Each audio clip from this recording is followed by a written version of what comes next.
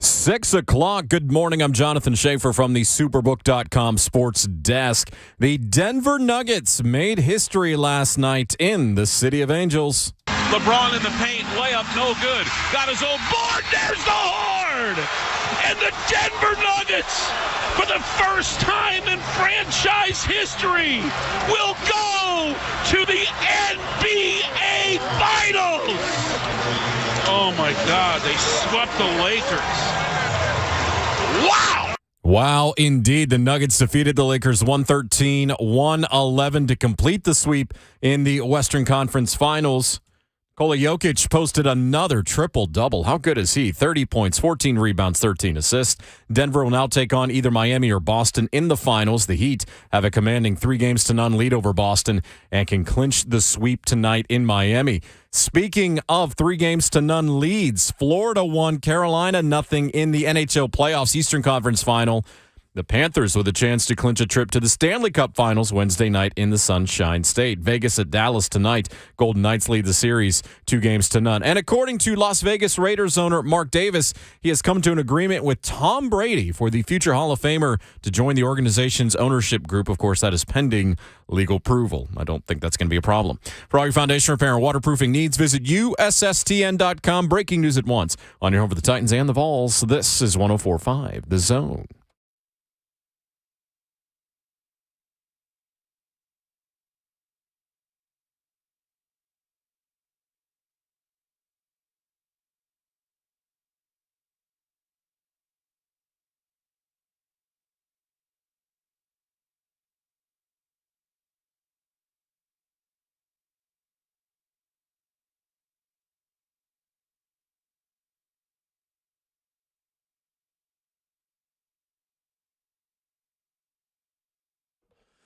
Tuesday morning edition, off and running on RKW. We are Ramon, Kayla, and Will, and it's powered as always by All Four Seasons Garage Doors on a loaded Tuesday morning show.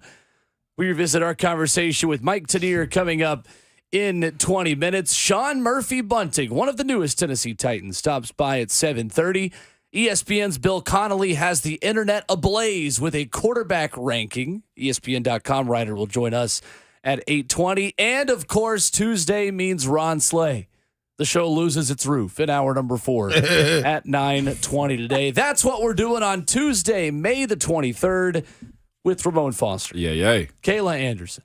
Jonathan Schaefer behind the glass. The best producer. Wow. My name is Will Bowling. Good morning. Good morning. Morning.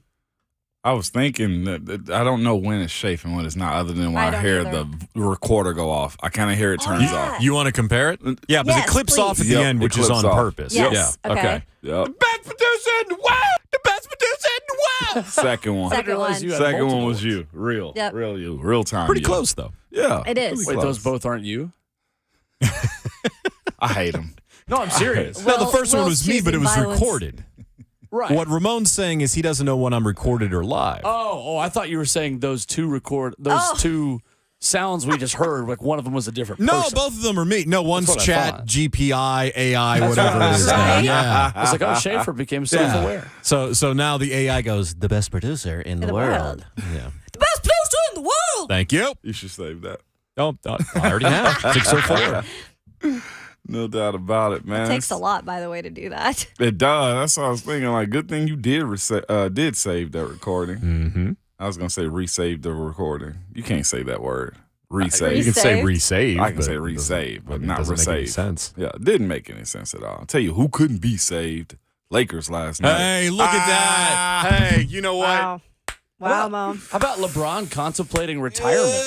Right? After that series, I would. Yeah. I mean, when you take on a guy who's basically the Terminator and Nikola Jokic, you'd be considering some things too. Plays like the Terminator, looks like one of the extras. He does.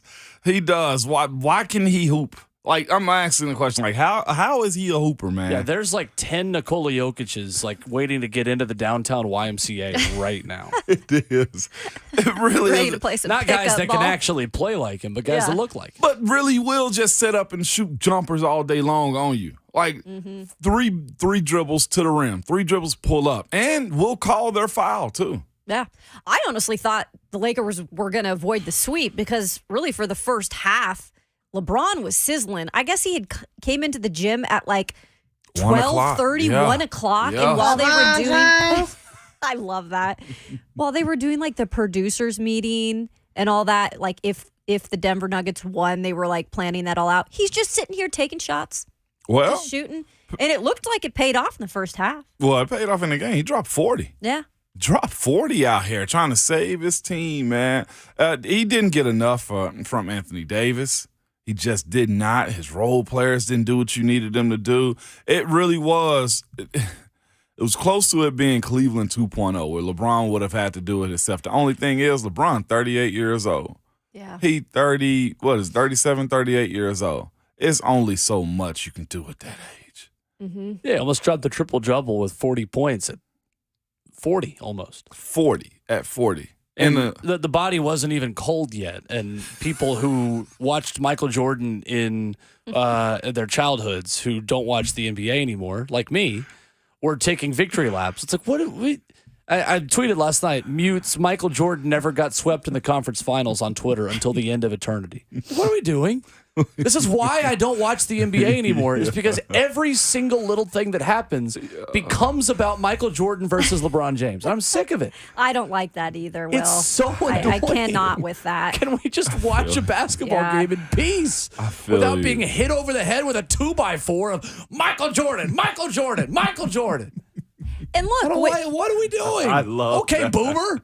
I love that. Well, and I think it's just a thing where I grew up with Michael Jordan, and we said this yesterday. We were able to watch Bulls games, right? That's Because true. they were everywhere. That's true, Kayla. So we grew up with Michael Jordan. Will, obviously, you loved watching him. You didn't first one grow to up tell with you. him, but you still First. saw a lot of him. Yes. And then being able to cover LeBron a little bit when I was up in Columbus and Cleveland area, like that was special. And LeBron's special in his own right. I'm not comparing the two. I won't do that crap. No, I'm not doing it. It's funny. On my For Me trending on Twitter, Anthony Davis is number one. He's 38 is another one. What's the other one? Trade AD is another one. Boy. Tristan Thompson made it also. Oh, did the Kardashians trend with him? Well, he was supposed to sign and be a big help for him. Not the case for him. And then, of course, Joker's just him. I mean, Yeah. I've seen LeBum. I've seen get swept. I've seen all of those things. But you're right. The Jordan conversation was one of the first ones. And I'll be honest with you, Will. I got a lot of friends that really wants to trash Jordan, though, too. So there is the other side of the river, too. I feel like Yeah. you all are in a spot where LeBron's career was so long, has been so long, even if it's still going to continue, that there are like, what's the generation cutoff for being like a Michael Jordan apologist or a LeBron James apologist? Because everyone that I know, like I have a buddy that's like, Larry Bird wouldn't have even been second team All NBA if he played now. I'm like, nah, I don't know about that. But then there's also people that are like, oh, like LeBron James isn't even like a top 20 player in NBA history. It's like, well, I don't know about that either. What? Like I was listening to Kenny Smith on a podcast. He like just recently put LeBron in his top 10 of all time. In NBA history. Probably because he's looking at the body of work more than anything. God. Why is this a basketball thing? Like, I guess because it's more of an individual sport than football that we do the, hey, what does this do for X, Y, or Z player's legacy? Like, legitimately before the game's even over. I think because you see what basketball players do sometimes, and the fact that most people have played basketball also, that you feel like you can do some of those things. So that comparison of, man, I could do those moves, and most times you could. Like, not many golfers can do the same thing as Tiger did as amateurs, right? I don't know if most people have played basketball. Yeah. I don't think that's the reason. You don't think so? No, I think it's because it's more of an individual sport. I do too, Will, and I think in that way, there's not as many guys out on the court. You usually do have one dominant guy who can carry a team on any given night. Not saying that that's how you should depend on your team being successful, but look at the name. I mean, we can point names out on teams, right? Absolutely, you can. And on a football team, you can point out the quarterback. And you can point out, a wide receiver or star, but you can also add in a lot more. I mean, there's so many more guys on the field. It's just, I feel like in basketball, you always have that one guy that can kind of carry a team on any given night. That's true. In the basketball, honestly, that's what it is. You get that one dude in college. Think about that.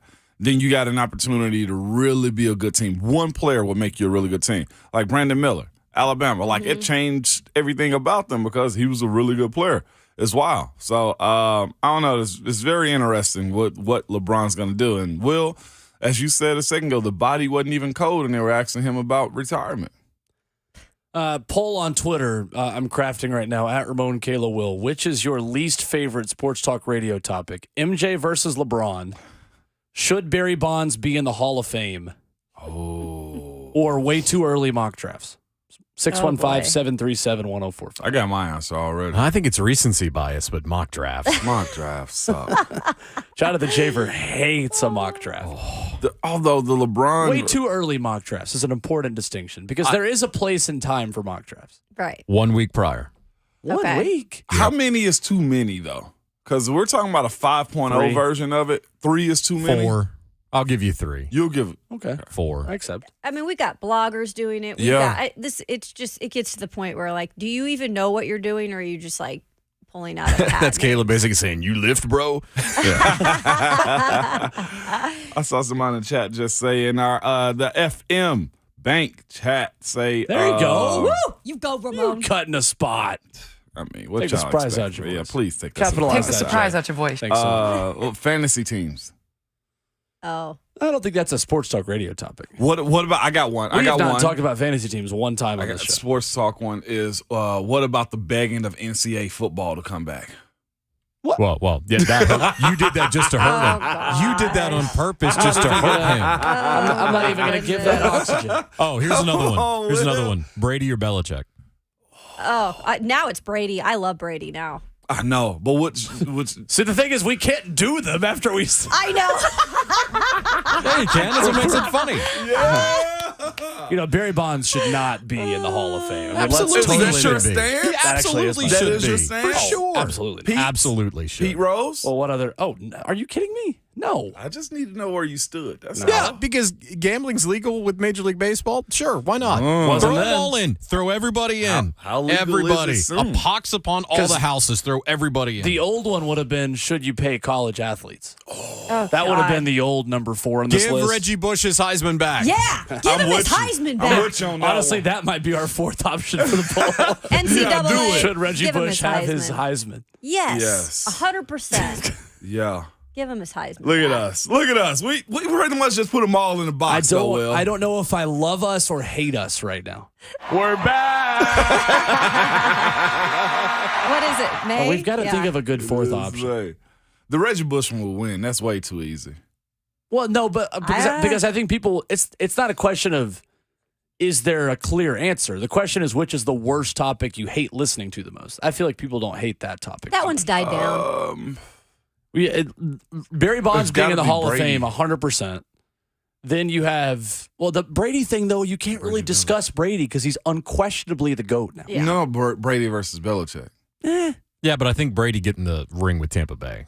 Or what about just anything involving the Dallas Cowboys? You know what? That's the That's winner. fair. That's the one. Anything involving the That's Dallas the one. Cowboys. Okay. That Fair. wins. Or Aaron That's it. Rodgers. Wait, oh, Yeah. Oh, no, there it is. Hey, wait, Number wait. 4. Please wait. You, Aaron Rodgers. I think, honestly, Aaron Rodgers might even be better. I think so, too. That's it. That's Okay. it. Go ahead. We're doing that. All right, poll Do on it. Twitter. Do Doing it. that. I'm putting it out right now. Glad how we did What is that. your least favorite sports talk radio topic? Is it should Barry Bonds be in the Hall of Fame? MJ versus LeBron. What was the third one again? Mock drafts. Mock draft. Mock drafts before April. Mock drafts before April is what Fair. we're going to say. Okay. Fair. And anything about Aaron Rodgers. Perfect. 615-737-1045. I'm really proud of us today. That's good, guys. Really proud of us. Really did I feel that. like when Michael Scott is really proud of The Office for making different ideas of animals. Yeah. That could be 2 different animals Exactly. in the Fun Run episode. Yeah. I'm diving too deep into a rabbit hole, but what's new? Coming up next, we revisit our conversation with Mike Tanier talking NFL and talking Tennessee Titans, why the move to an up-tempo offense doesn't move the needle for him when it comes to these Tennessee Titans. Next on 104.5 The Zone.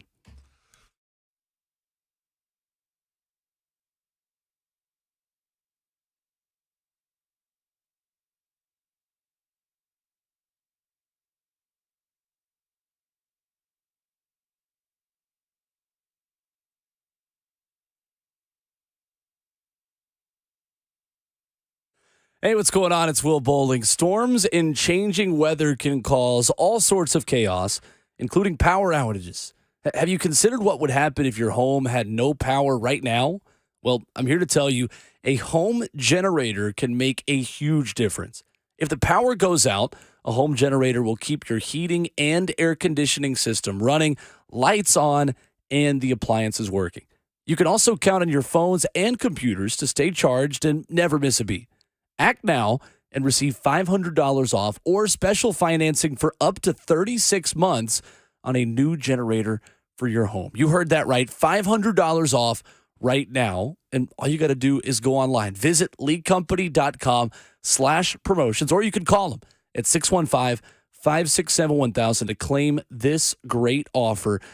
Count on your phones, your computers. They're going to stay charged. You're never going to be disconnected if your power goes out during heavy storm season here in Middle Tennessee. So get $500 off or special financing for up to 36 months on a new generator from my friends at League Company. 615-567-1000, online at leaguecompany.com/promotions. That's League Company, all you need.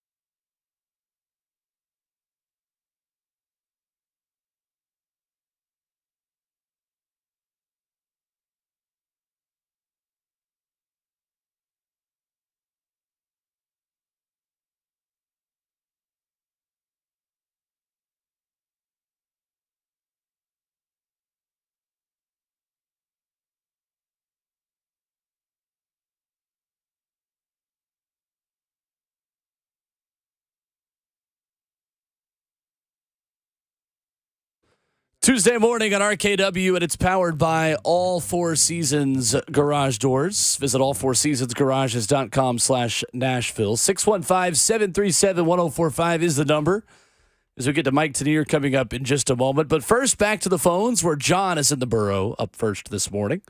What's up, John? Morning, John. Good morning, everybody. First off, it was great to meet Shafe at Buck's show the other night. Sad I didn't get to meet you guys because you guys were being slackers and not being there.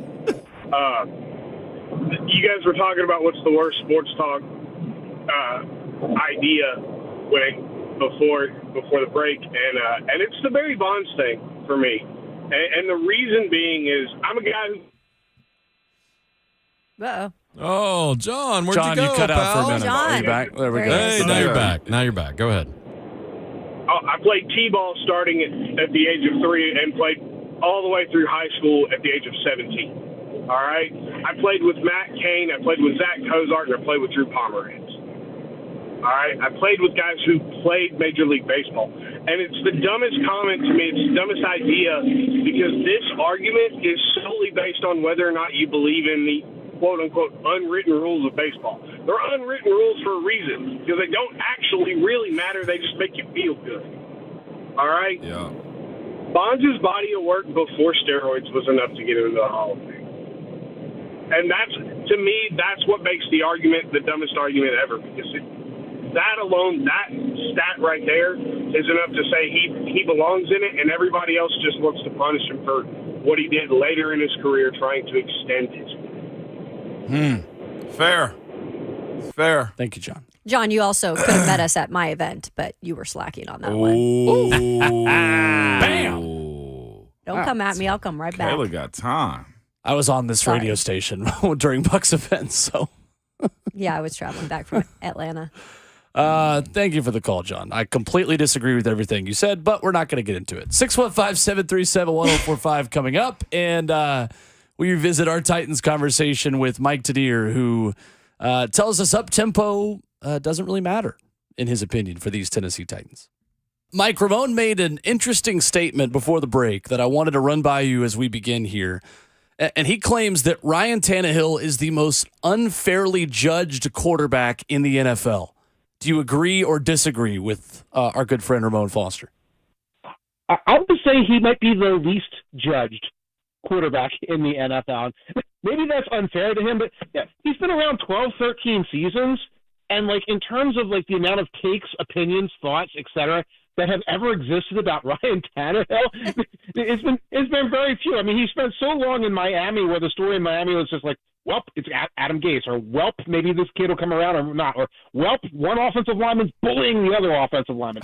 He goes back that far, and he comes to Tennessee. Obviously, has a good season and a half there, but I don't know whether he's judged unfairly or not. Last season was not a strong season. If Ramon's point is that those the receivers are terrible, I think that there's something to be said for that. But the reality is, I can't see a future in which Ryan Tannehill has like this third act and bounces back and does anything besides serves as a mentor, working his way forward. Well, see, and that's where I'm coming from as far as Ryan Tannehill goes. He came in and had a hot finish to the 2019 season, and the expectation from there just grew. And then you look at the way he's positioned on this team, and historically, the Titans have been a run-first style of offense. When you mention the Tennessee Titans, you mention what first? Derrick Henry. But the expectation for the quarterback is, hey, he's supposed to save us. When in actuality, the offense doesn't allow him, Mike, to actually be the guy here as opposed to other places. Like even looking at other places, like Sam Howell is expected to make plays there. Mac Jones is expected to make plays in New England. Here it's like, okay, well, Tannehill, do something for us when we don't really even do anything through you. Yeah, and when he was good, it wasn't just that Derrick Henry was having his phenomenal seasons, but A.J. Brown was there, Corey Davis was playing well, Arthur Smith had that system that worked out well. And I think all along the idea was, Ryan Tannehill, you are going to be the signal caller, the leader, the field marshal, and the guy who kind of, runs the show. Almost like, you don't want to say caretaker, but that kind of quarterback. And I think that's who he still is. And the thing is that you don't have Derrick Henry as absolute peak. The offensive line is falling apart. The receiving core is totally falling apart. And you're saying, well, now we have this aging sort of custodial caretaker guy who does some things well. That's just not going to be adequate for the team moving forward. And you also can't anticipate a guy like that is going to age in a way where he's still going to be useful 2, 3, 4, even 1 year down the line. I mean, let's look at the AFC South right now, Mike. Like, that's the point right here is in the AFC South, Ryan Tannehill is supposed to be top 2 in this list, right? As far as like quarterbacks in this league. But you got Trevor Lawrence. That's probably going to end up being the guy. You have the kid from Ohio State. What's his name off top? CJ Stroud. CJ Stroud. And then, of course, let's go to Indianapolis, where Anthony Richardson is. A good bit of people might put Ryan Tannehill 3 or 4 more often than 2 or 1 if you're talking about position them or rank them. Right, and I would be inclined to put him second overall behind Trevor Lawrence right now because, again, Anthony Richardson in particularly is a speculative ball player. And to a degree, so is Stroud. And like maybe the thing is, by the end of the season, I could say, well, we're either going to have Stroud ahead of Tannehill or not, and I bet it might be ahead. And there's one guy you didn't mention, of course. It's the guy who's in camp right now, Will Levis. There's a chance that by the end of the season, Ryan Tannehill is number 5 on that list, and I don't think that's unrealistic at all. I'm not a huge Will Levis fan for what it's worth, but that's a possibility there, and that's the reality for a team that when a guy is like possibly 3rd, 4th, 5th best in his division, and he's in his 30s, and he's kind of on the second half of his career, and on his downside of his productivity with that team has to be looking in the direction of moving on from him, and I think that's what the Titans are doing. So as far as unfairly judged, that's what I'm saying, right? Like even you said, I'm not even a big Will Levis fan, but I have an idea in my mind that he may jump in front of Ryan Tannehill. That's a little different, Mike. Like, come on. As a pro, I'm gonna be like, man, screw this team. Give me my check and get me out of here. Well, if Tannehill did that, he wouldn't find any other suitors. He'd find teams saying, "Hey, can you be the mentor for C.J. Stroud or Young?" That's the kind of job he would get. And we don't, as fans, do a good job honoring and respecting the fact that these quarterbacks have 10-year careers as starters. Right. And in those 10 years, in their best years, they're a Pro Bowl guy, et cetera, and they lead a team to the playoffs, et cetera. We tend to just end up ripping those guys. We rip Andy Dalton. We rip Ryan Tannehill. You rip at Derek Carr, and then you look back at their career, it's like, oh, wait, that guy was a heck of a ball player. He was one of the 20 best in the league for many, many years there. That's kind of where Tannehill is. And the flip side of that, of course, is on the one hand, we don't respect them enough. But on the other hand, we have to be realistic. That's who they are, and they're not necessarily going to get you very far if you keep relying on them year after year after year. I think there's a little more optimism here in terms of Will Levis. I know initially when he was drafted, the fans weren't so hot on it. Now they've kind of given him a little bit more of a chance. They heard from him in rookie mini camp. Look, the guy is a great leader. You can see that. But what he does on the field is really going to be what matters. Mike, what would you say in terms of at least taking advantage of possibly learning from Tannehill, behind Tannehill from a year, like that this could maybe set up for a really good situation in the future for him in particular? Because you look like a guy like Anthony Richardson. He doesn't have really anybody to be behind, to learn behind. And he, in my opinion, has the most growth that he needs to have happen. Yeah, he has the most growth, and he's behind Gardner Minshew, who's kind of an odd dude. I'm sure he's going to put a lot of effort into being the mentor, but I don't know what experiences he brings to the table. Yeah. And Tannehill brings a diversity of experiences to the table, including being on a Dolphins team that went through turmoil, had bad offensive lines, had bad coaching. Tannehill himself is a guy who's changed positions in college and had to come in under those circumstances. So that brings a lot to the table. On the one hand, I'm excited for Levis having that opportunity. On the other hand, I have the roster up, and I'm looking at the receiving core right now. And the best thing is good coaching. The second best thing is good receivers, I think, and good weapons. And the third thing would be have that mentor quarterback around. And I think Levis has the third thing. I know at the top of the org chart he has the first thing in terms of Vrabel, but I don't know if he has that second thing, a receiving core. And we've also had this conversation on here. Could this be Derrick Henry's last year? You know, they go and they draft Tajay Spears in the 3rd round. They still have Hassan Haskins from last year when they drafted him out of Michigan. Do you see this starting to phase Derrick out type of thing? They're still going to run the ball, but maybe with some new guys in the future. I think they have to. They have to think in terms of the reality of even if Derrick Henry has blown every curve in terms of every expectation and the curse of 370 and all those other things. So he is that special guy. He's that guy on that LaDainian Tomlinson, Eric Dickerson level that he kind of breaks all of the rules. You can't keep expecting break the rule this year and then break the rule next year and next year. So this year, I think it makes sense. You bring in Spears. You can rotate guys a little bit more. They have to be thinking in terms of a contingency plan. And, yeah, I've been looking at some of the blogs, and there's still hey, will Derrick Henry get traded storyline out there. It's not going to happen. No one's going to give the Titans Derrick Henry value for Derrick Henry. He's going to be staying with the team. But they should be mindful of the idea that he needs to rotate more, and he's not going to be there for the long term. Mike Tanier, our guest here on Ramon, Kayla, and Will. So, Mike, between the rookie quarterbacks in the AFC South, Stroud, Richardson, and Levis, which one landed in the best situation?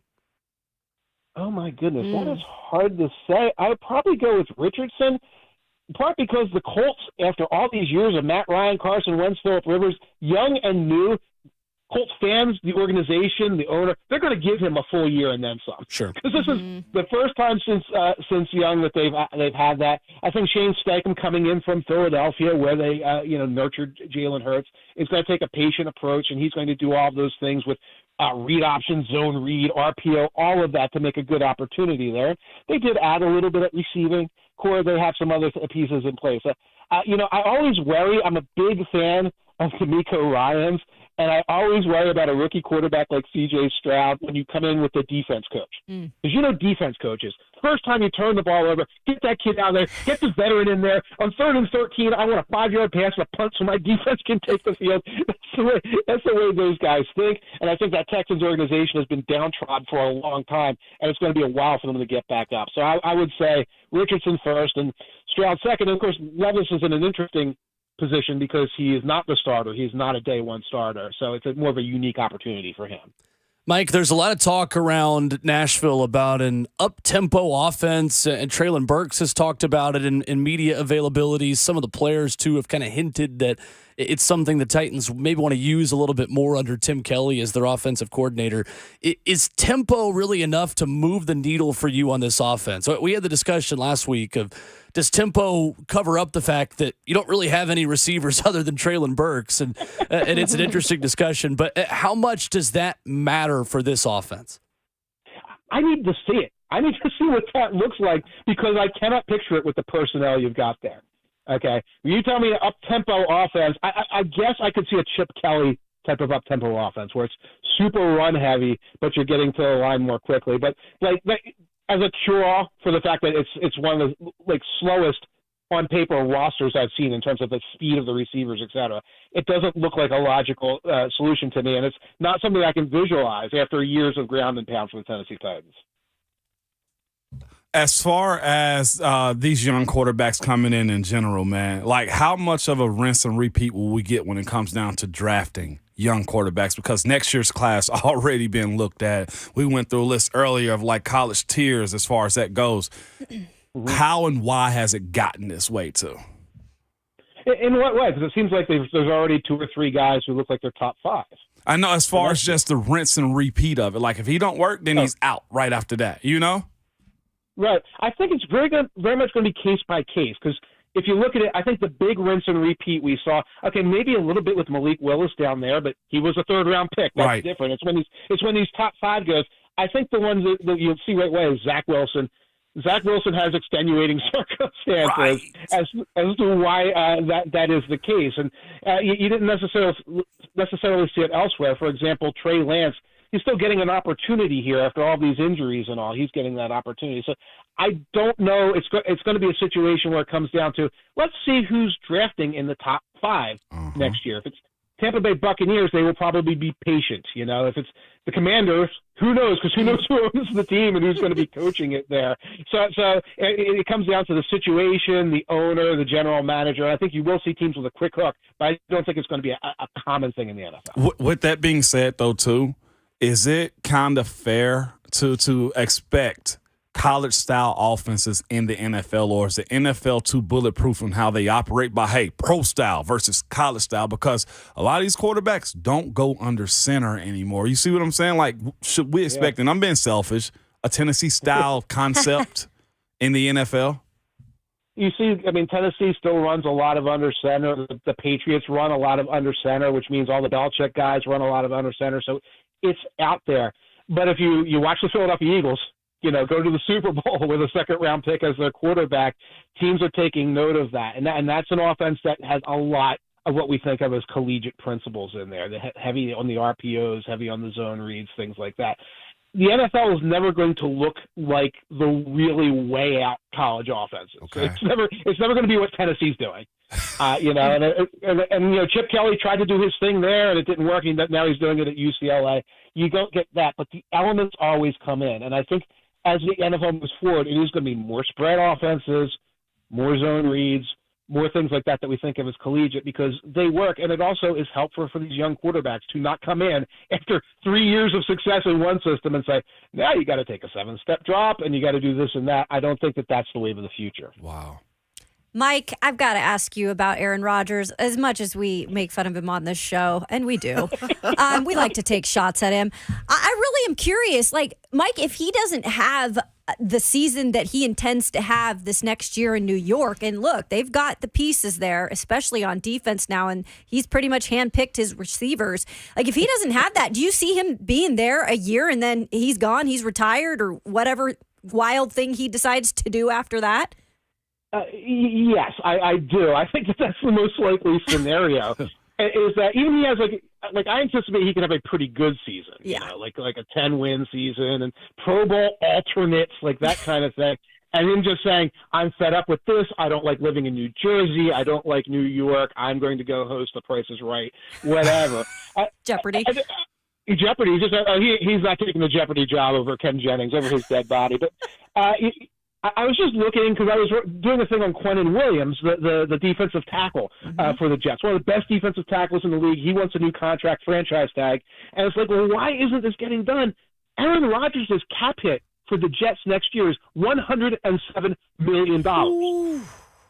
Now, that's just because all the leftover money from all the Packers contracts and everything just got stuffed there. Let's get the trade done, and let's stuff all the money into 2024. And Joe Douglas, the Jets, they know they got to clean that up. They got to take care of that, but that's going to require Aaron Rodgers' cooperation and his agent, et cetera, et cetera. But it's just a sign of how goofy this thing is right now, where there's a fake $100 million cap hit that's preventing Quentin Williams from getting his contract right now. That's sitting there, and, we still have to play this game. Well, let's make Aaron happy. Let's make sure Aaron gets the contract he wants, and we're still doing this even after the trade. With that, does Tom Brady take the booth, or does he become a team owner in the next year or so? I know he's already a team owner, but does he take the booth? Oh, I don't know. I think he'll hate the booth. Yeah. I don't think Tom Brady's going to love the booth. Because it comes down to it's going to be Thursday night. It's going to be the Houston Texans against the Atlanta Falcons, and Tom Brady's going to have to sit down in that booth at some point. And what am I doing here? What am I?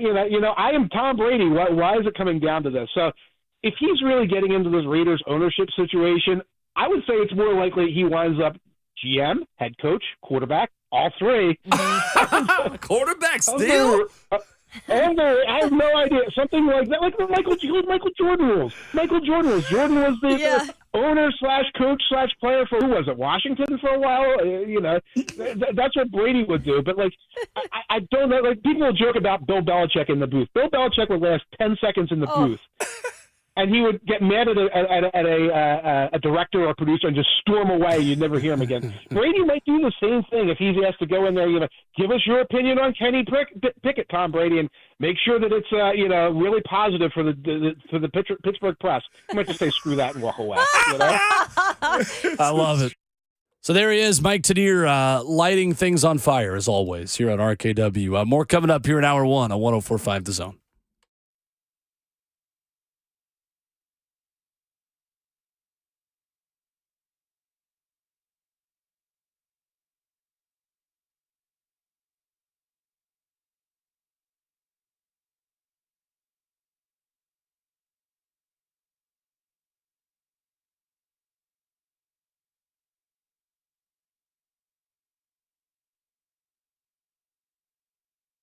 Genesis Diamonds never hesitate to expose other jewelers with their high markups and lackluster warranties. The founder of Genesis Diamonds started the company with the determination to turn the whole retail jewelry business upside down with fair and transparent pricing, ironclad warranties, no commission salespeople, and a zero-risk shopping experience. Most recently, Genesis has exposed insane markups on lab-grown diamonds from other jewelry stores. Some jewelers are making obscene profits on lab-grown diamonds, so don't buy until you get a second opinion from Genesis. Genesis can often sell you the same lab-grown stone for 50 or 60% less than what some stores are charging. The bottom line, Genesis is not like other stores. They always put the customer first because they are playing the long game and building trusting relationships. And if you're getting engaged or married or celebrating a big milestone soon, Genesis is the place to go. They have rings, earrings, bands, bracelets, colored gemstone, exquisite designer jewelry, hand-picked diamonds. They've got what you want at a price you can have confidence in. Genesis Diamonds and luxury pre-owned Rolexes too, located in Green Hills and Cool Springs.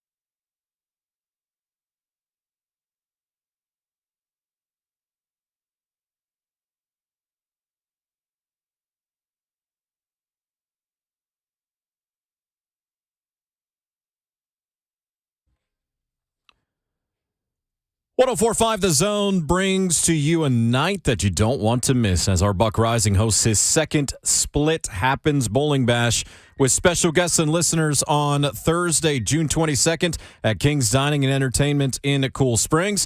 Join us for a fun night of bowling to benefit Home Street Homes Charity. Tickets on sale now, 1045thezone.com. Grab your tickets and bet the under on whatever Buck's score is going to be. I'm Yeah. going to set the over-under at 104.5. That's fair. I'll take that. 104.5. I've seen the guy play slow pitch softball. There's no way that guy's a triple-digit bowler consistently. Not consistent. Is anyone going? Because I'd like to be on the team. What day is it? Whoever's going. June 22nd. June something. 22nd. I think I have a game.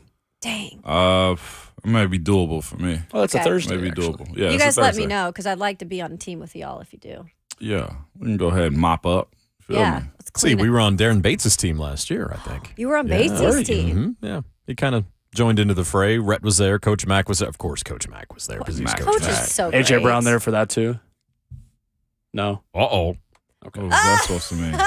Well, he did the interview. He did the interview with Darren Bates. Oh. Yeah, I forget about that. The Raw Room interview. Yeah. Ooh, let's not go back there. Wait, What a I time. thought about adding that to least favorite sports talk radio topic poll this morning. AJ. Just AJ Brown. That's fair, Will. Because At I least feel locally. like in Nashville, I feel like the AJ Brown topic would play yeah, It would. definitely will as play. in terms of people's least favorite things to talk about. People are still upset about that. Well, and every time we bring it up, just even if it's a good point, people are like, "No, you had to." Oh, they still bristled about it at the Greg Cosell. Oh, did they? podcast Did they really? over the weekend. Oh, yeah. by the Why would they way. not? I mean, if you're a fan, why would you not bristle at that? Let's I be agree. fair about it. I agree. I was more surprised that they got into it at the Greg Cosell thing. Well, but it was I'm not it surprised was that more they- of a passing comment. Okay, I mean, that's fair. it wasn't a topic. That's fair. Did Okay. y'all miss the call yesterday on Buck Show? Which one? Charlie. Oh my gosh, it was so funny. Charlie, I think was his Well- name. Ooh. Well, it was. What did Charlie have to say? It was We funny. just- we have to Charlie get into went it now. in Yeah, on he did. Cosell, man. Yep. This is just great content for Buck, but he was just like, this dude's legitimately ticked off. Mad. He was just like, listen, About what? listen Malik? up. I was there. And if I was Malik Willis, I'd sue Greg Yep. Cosell. He was like, I'm being 100%. Sue him for slander. You can't come in here and you talk about my career and you're a talking head my that people gosh. listen to and you telling me I suck and Yep. I don't have an NFL career. He was like, it was absolutely disrespectful. You are a terrible human being. I would sue him. Will. Oh, this wasn't even Charlie like a went troll. It sounds like it. Charlie went off. It sounds like Charlie is one of those Michael Jordan apologists I hate this morning. Ooh. I thought it was like I thought it was like Malik's like one of his close people like standing up because that's how like set he was on what he was saying. I need somebody to fight for me like that, man. That's all Me I'm telling too. you. Come Hey, on. I know. doing? I know you can fight for me like that, Shafe. Just You because know a I bus have. is driving by, don't throw us under it. Come on. He took Cosell to the deep end. I want an apology. I'm sorry. Thank you. I'm sorry. I mean, we're cool. I know, Yeah, I know we all cool. y'all. Yeah, We would all but fight I mean, for each other like that. Can you Here's do the to thing. him what I did to myself twice on Saturday and demerit him, please? No, actually, you know what? That is a demerit. Because you asked me to demerit him, I'm giving you a demerit. What We're you gonna go gonna to do break. now? You don't control No, the I'm going to demerit. send it You to need break. is what Charlie I'm to gonna call do. in for you. You know, I take my switchblade. You know I'd have that. I know you. I know that little black bag right there. You got a switchblade for you, 100%. Hey, we need. Charlie was livid yesterday. Jonathan Schaefer's creating a hostile work environment this morning.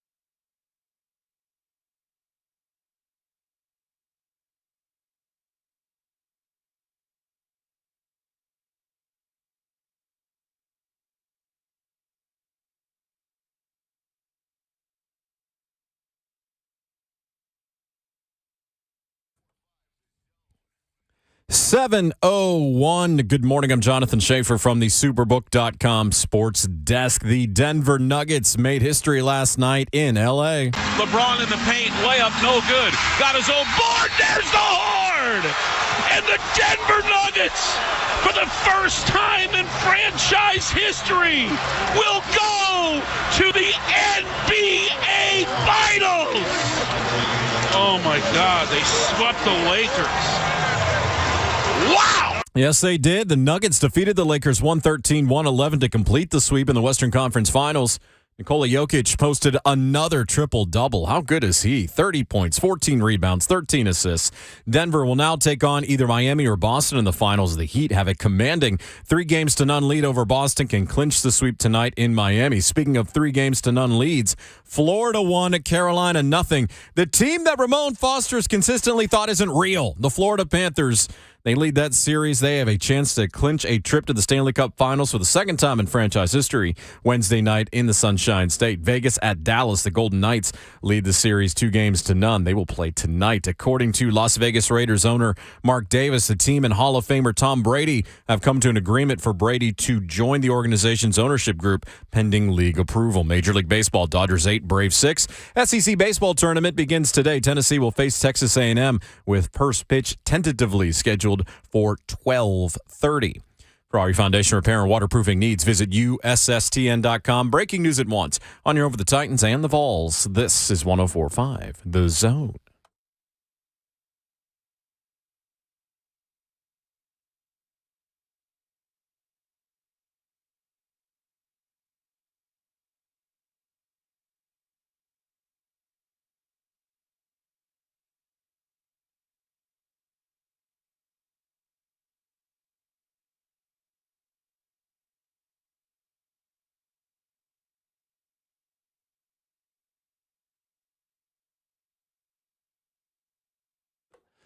$7 a.m. on a Tuesday morning, and we welcome you to Ramon, Kayla, and Will, powered by All Four Seasons Garage Doors. When trust matters, count on All Four Seasons Garage Doors in Nashville.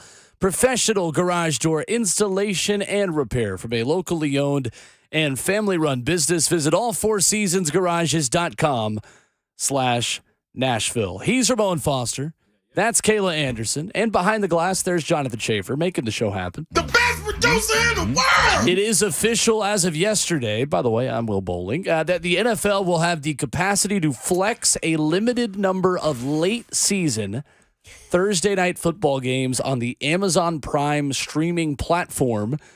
This resolution passed with approval votes from 24 owners, which is the minimum required to enact a new rule, and will be in effect on a trial basis for 2023 only. The details. The resolution allows the league to flip a Sunday afternoon game into Thursday night and move the originally scheduled game to Sunday afternoon during weeks 13 through 17. So why this matters for Tennessee Titans fans, Titans Steelers is set in stone. Yep. That is not within the window of games that can be moved. The NFL must file notice no later than 28 days before the game, an increase of nearly 2 weeks from the earlier proposal. No team will be required to flex a Thursday night game more than once, and the maximum number of Thursday night games will remain 2 per team. The maximum number is 2, though. Like Thursday. Imagine, I know the Titans had it last year. I actually think the Steelers have 2 this year, if I'm not mistaken. So against the Titans, and then that would make sense. And against one more person. I may be wrong, but I think that's the case. I should have checked. But just looking at this, though, what is the in-game experience or the in-stadium experience? 28 days to try to change your flight and hotels and travel and ticket exchanges and stuff like that. That's kind of weird to me a little bit. But what matters more in today's broadcast? It's the TV. It's the streaming. It's those types of things. And with Amazon being on the forefront of this, Amazon's going to pay whatever it weighs to actually get those games. It's exposure for them. I just don't like this. It's too abrupt to me. Like, set the schedule and let the schedule be. Like, flexing times on a day is one thing. Hey, 1 o'clock game on Sunday? No, you guys are fire hot. We're moving y'all to the late night game. Cool, I can deal with that. I'm sure most fans can deal with that too. But to change days, that's a bit much to me. So essentially, this is because, and they're doing it at a certain period of time. It's not going to be the whole season they can flex, like Will just said. So this is essentially saying, hey, if these teams are really bad late in the season, or if we want to exchange this for two teams that we think is going to be really good at this point, they're just kind of making that assumption 28 days before, and that's when they're going to flex it. So is it because just the matchup that they want to put on TV, essentially? It is, and that's fair, too. Just being completely honest with you. Like, I guess the NFL is almost telling teams, don't suck. Like, you know what I'm saying? Well, we saw a lot of that last year on Thursday. We did, and that Thursday game, I'm going to be real with you. When it first started for me, the Thursday game was just like, oh, man, look at them giving them a primetime game. Like, it really was that, I feel like. Like, you had certain teams that got, I think it started off as 4 teams a year almost. Like, look at them getting their prime time. Like, that's their one prime time game. And now it's become must-watch television on Thursdays, because if you got a dud on Thursday, it kind of like, to me, it ruins the night, because it's middle of the week. You got to sit there and watch bad football, and it's almost just like, oh, my gosh. Why do they even put these teams on TV? But it sucks for the teams that are actually pretty good, and you're sitting there just like, why flex us? Like, that changes preparation. It changes recovery. And that's my player side talking. But on the fans, I look at it and say I think it's very unfair. That I didn't even think about. That bothers me. And that's the biggie for me. What's that? The fans. The fans, yeah. It bothers me. If you're going, if you're spending money to go to that type of game, right? Yep. 100%. And I'd love to know, and I might have to look this up, what's a Wednesday night flight versus a Saturday There's a difference. Evening? There's a huge difference. Oh, yes. Tough. Wouldn't Wednesday night be cheaper? Yes. Wednesday would be cheaper. So you're helping. But you also, fans. Okay, let's talk about helping days half off. the fans. Days off from work. You lose money there, potentially, for those folks. NFL's got enough people interested who are willing to do that. That's the problem. I know. That there's so much demand that doesn't matter. I know. And that's the biggest thing. Like, I'm trying to fight what the NFL got going on, but my complaint really falls on deaf ears. I know. The planner in me makes me cringe with that. Can't fight City Hall. I'm not even the greatest planner, and it makes me cringe. It's like, man, we got to find flights and hotels and tickets. What if I can't sell them? You can't fight City Hall, and the NFL's better at being City Hall than most City Halls. They actually do that well, don't they? They do. NFL owners also approved an emergency third quarterback proposal yesterday, and the initial reaction from Titans fans and even some media was, oh, Malik Willis can stay on the roster. I don't think that's necessarily the case, because quarterbacks will still have to be on the 53-man roster, but then don't have to be active on game day. So in order to be an emergency third quarterback, your first 2 quarterbacks have to be injured, and your emergency quarterback can only go in for the time that those 2 players are medically ruled unable to play. Mm-hmm. So via a medical personnel member on the sideline, the second that guy says, hey, Ryan's good, he can play on the ankle, by rule, the emergency quarterback has to come out, and Ryan Tannehill would have to go back in, using the Titans example, if you were to keep Malik Willis, Will Levis, and Ryan Tannehill. So the rule only applies to quarterbacks who make the 53-man roster. Mm-hmm. This rule, of course, happens because of the NFC Championship game. The 49ers ran out of quarterbacks. You've got Brock Purdy just shot-putting the football like 8 yards maximum because he can't feel his arm. And then you're threatening more major injuries at that point just to continue a football game that somebody's got to go back there. It's not a Kendall Hinton situation that what the Broncos had a couple of years ago during COVID. I actually think this helps the Trevor Siemians of the world more than it helps the Malik Willises of the world. You know who else it helps? It helps that backup tight end. The ones that, hey, who's the emergency quarterback? Yeah. Oh, so-and-so. Yeah, it's the tight end. Hey, yeah. That's fair. Most of those dudes have played before, or at least have some understanding how to take a snap and throw the ball. Tim Tebow's making a comeback? Oh, hey. Don't say that. Tebow time. Don't call it a comeback. In AA baseball or in the NFL? Which one's he making his comeback in? I thought he was actually doing golf, too. Let's just let him do what he's doing right now. He's just doing I know he's got a call it conference that. coming up here in Nashville. Yeah, he does. Oh, you going to it? Yeah. Am I going to it? No, I just saw the commercial. He's not going to. You know why I asked that question. I just had to. So would it be, because obviously this is not an extra roster spot, which I think at first when this came out, some people were thinking maybe, oh, it's a 54, like, oh, this is an added spot for the third quarterback. Would you guys be okay if that were eventually to be the situation where they had an extra spot for that third quarterback? No, okay. I'm not either. No, because it sets up way too many game planning issues as far as that goes, too. Like, you go into games and they're just, putting the guy in and out, or, you got this specialty quarterback that can do specific things very well, and your defense can't prep for it. That's one thing I've always popped my knuckle there next to the microphone. First it was burping, now it's popping knuckles. I know. It's weird in here. Okay.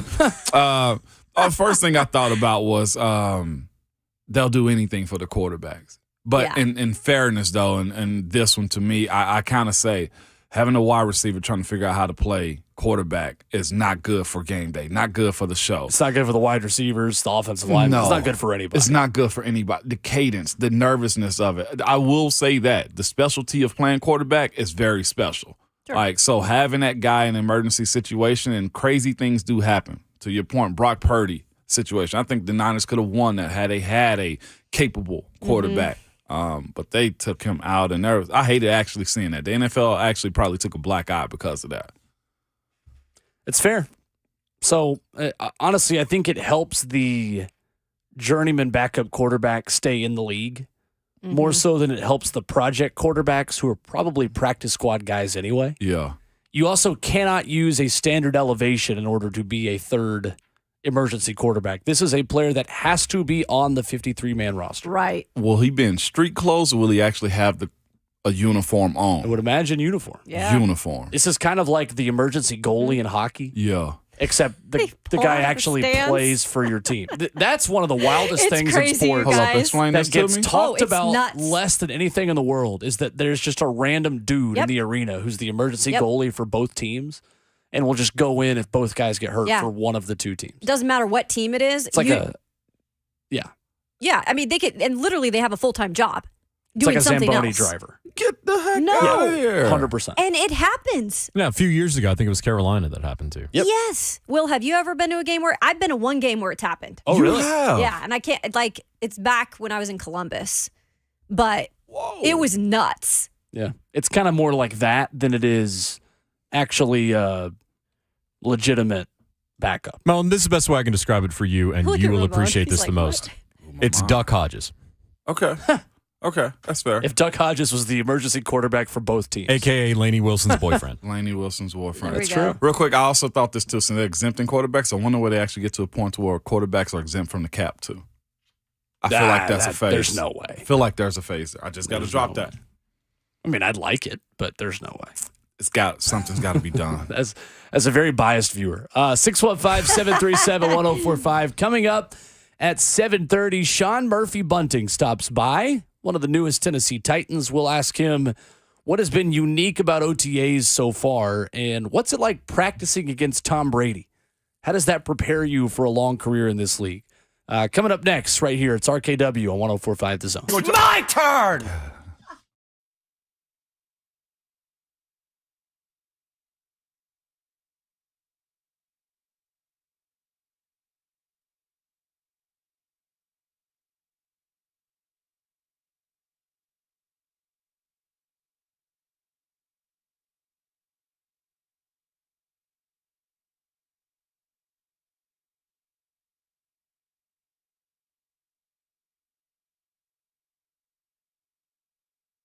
It's Ramon Foster from myphdweightloss.com. I'm here to tell you it's not just me who's trying it. There's other people that I know, too, that are trying and saying, you know what, Ramon? It works. I was like, I told you. I told you. And that's because on average, most male clients lose between 3 to 5 pounds a week if done right. And most female clients lose between 2 to 3 pounds if done right also. And this is the thing about it. Your energy, it doesn't leave you. You're there. You feel well about it. The inflammation leaves your body. You just feel better. You breathe better. Your clothes feel a little bit better. You feel like you when you take those steps to better yourself. And if there's something you've been thinking about, My PhD Weight Loss and their staff will be able to formulate a plan for you that works. It actually does work. And if you've been thinking about it, summertime's right around the corner, vacation's right around the corner. I don't care if it's 5 pounds, 10 pounds, 15, maybe 30 before the end of July. Hey, guess what? Figure this thing out. Visit myphdweightloss.com and be sure to tell them that Ramon sent you.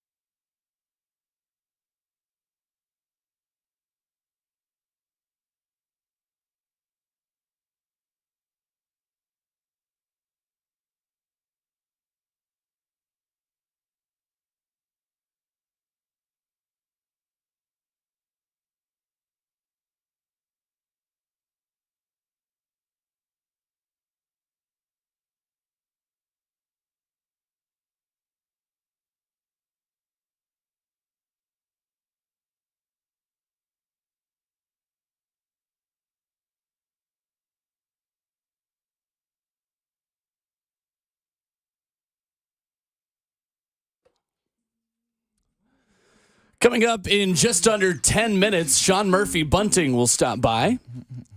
Here on Ramon, Kayla, and Will, powered by All Four Seasons Garage Doors. Interesting, Sean Murphy-Bunting, talking to the media last week, mentioned that we're doing things in Tennessee that I hadn't done other places.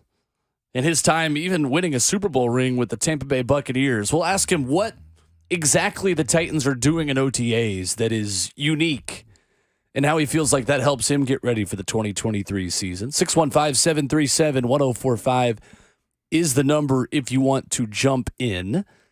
So Sean Murphy-Bunting is in a unique position now, guys, where he's not been in the league for all that long, but quickly has become the elder statesman of the Titans cornerback room. Yeah. Mm-hmm. Yeah. I mean, this is a guy who, like you said, out of Central Michigan, was taken in the second round of, what year was that, guys?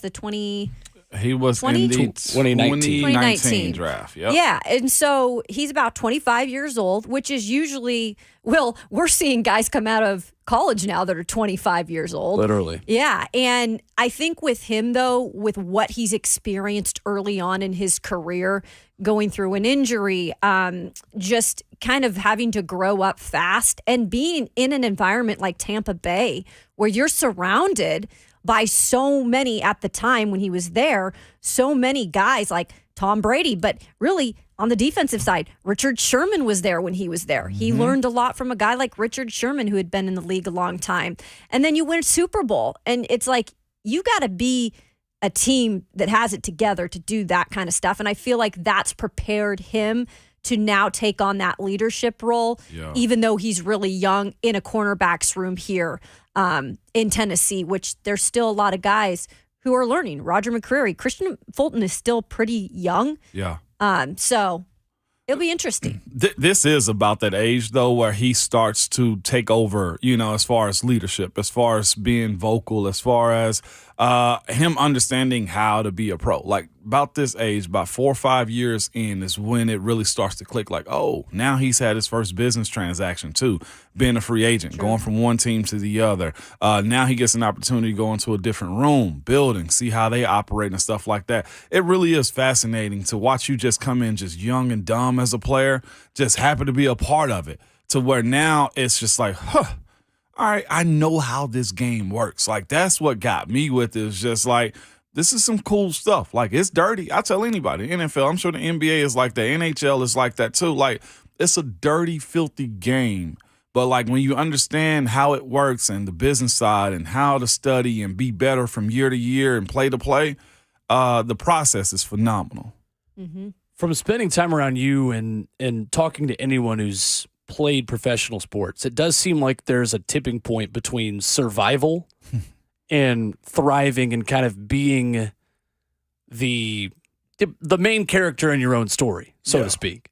Like, what is that point where you feel like you're not just treading water, and then you maybe get to a point in your career where you feel like you are in control of your day-to-day decisions and you understand the why, not just the what you're doing? It's two phases, I think. Becoming a starter and staying a starter. That's the first one. It's like, like, that was mine. Being undrafted, coming from Tennessee, it's just like, well, what am I? Like, am I really a pro? And then you start and you're just like, man, I can do this. Mm-hmm. Even when you get beat on a couple plays, it's just like, all right, cool, I'll bounce back. I'm able to bounce back. And then it's the other phase of it, Will, where the contracts.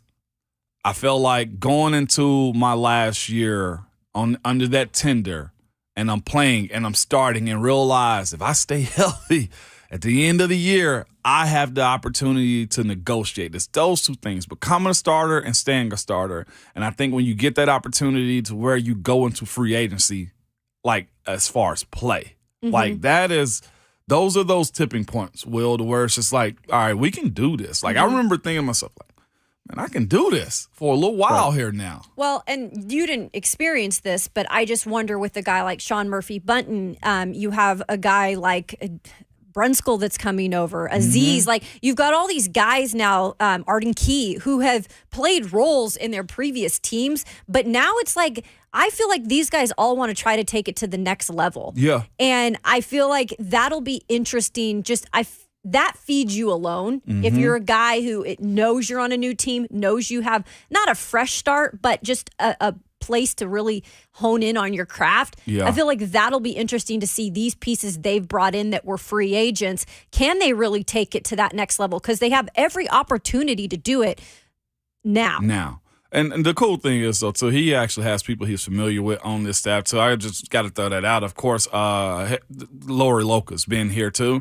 So that's familiarity that's there. Yeah, Tampa with them. So he come from a good team, good bones. It'll be interesting to see how Todd Bowles' style defense incorporates himself over here to the Titans as far as his play and the expectation and how it transitions over.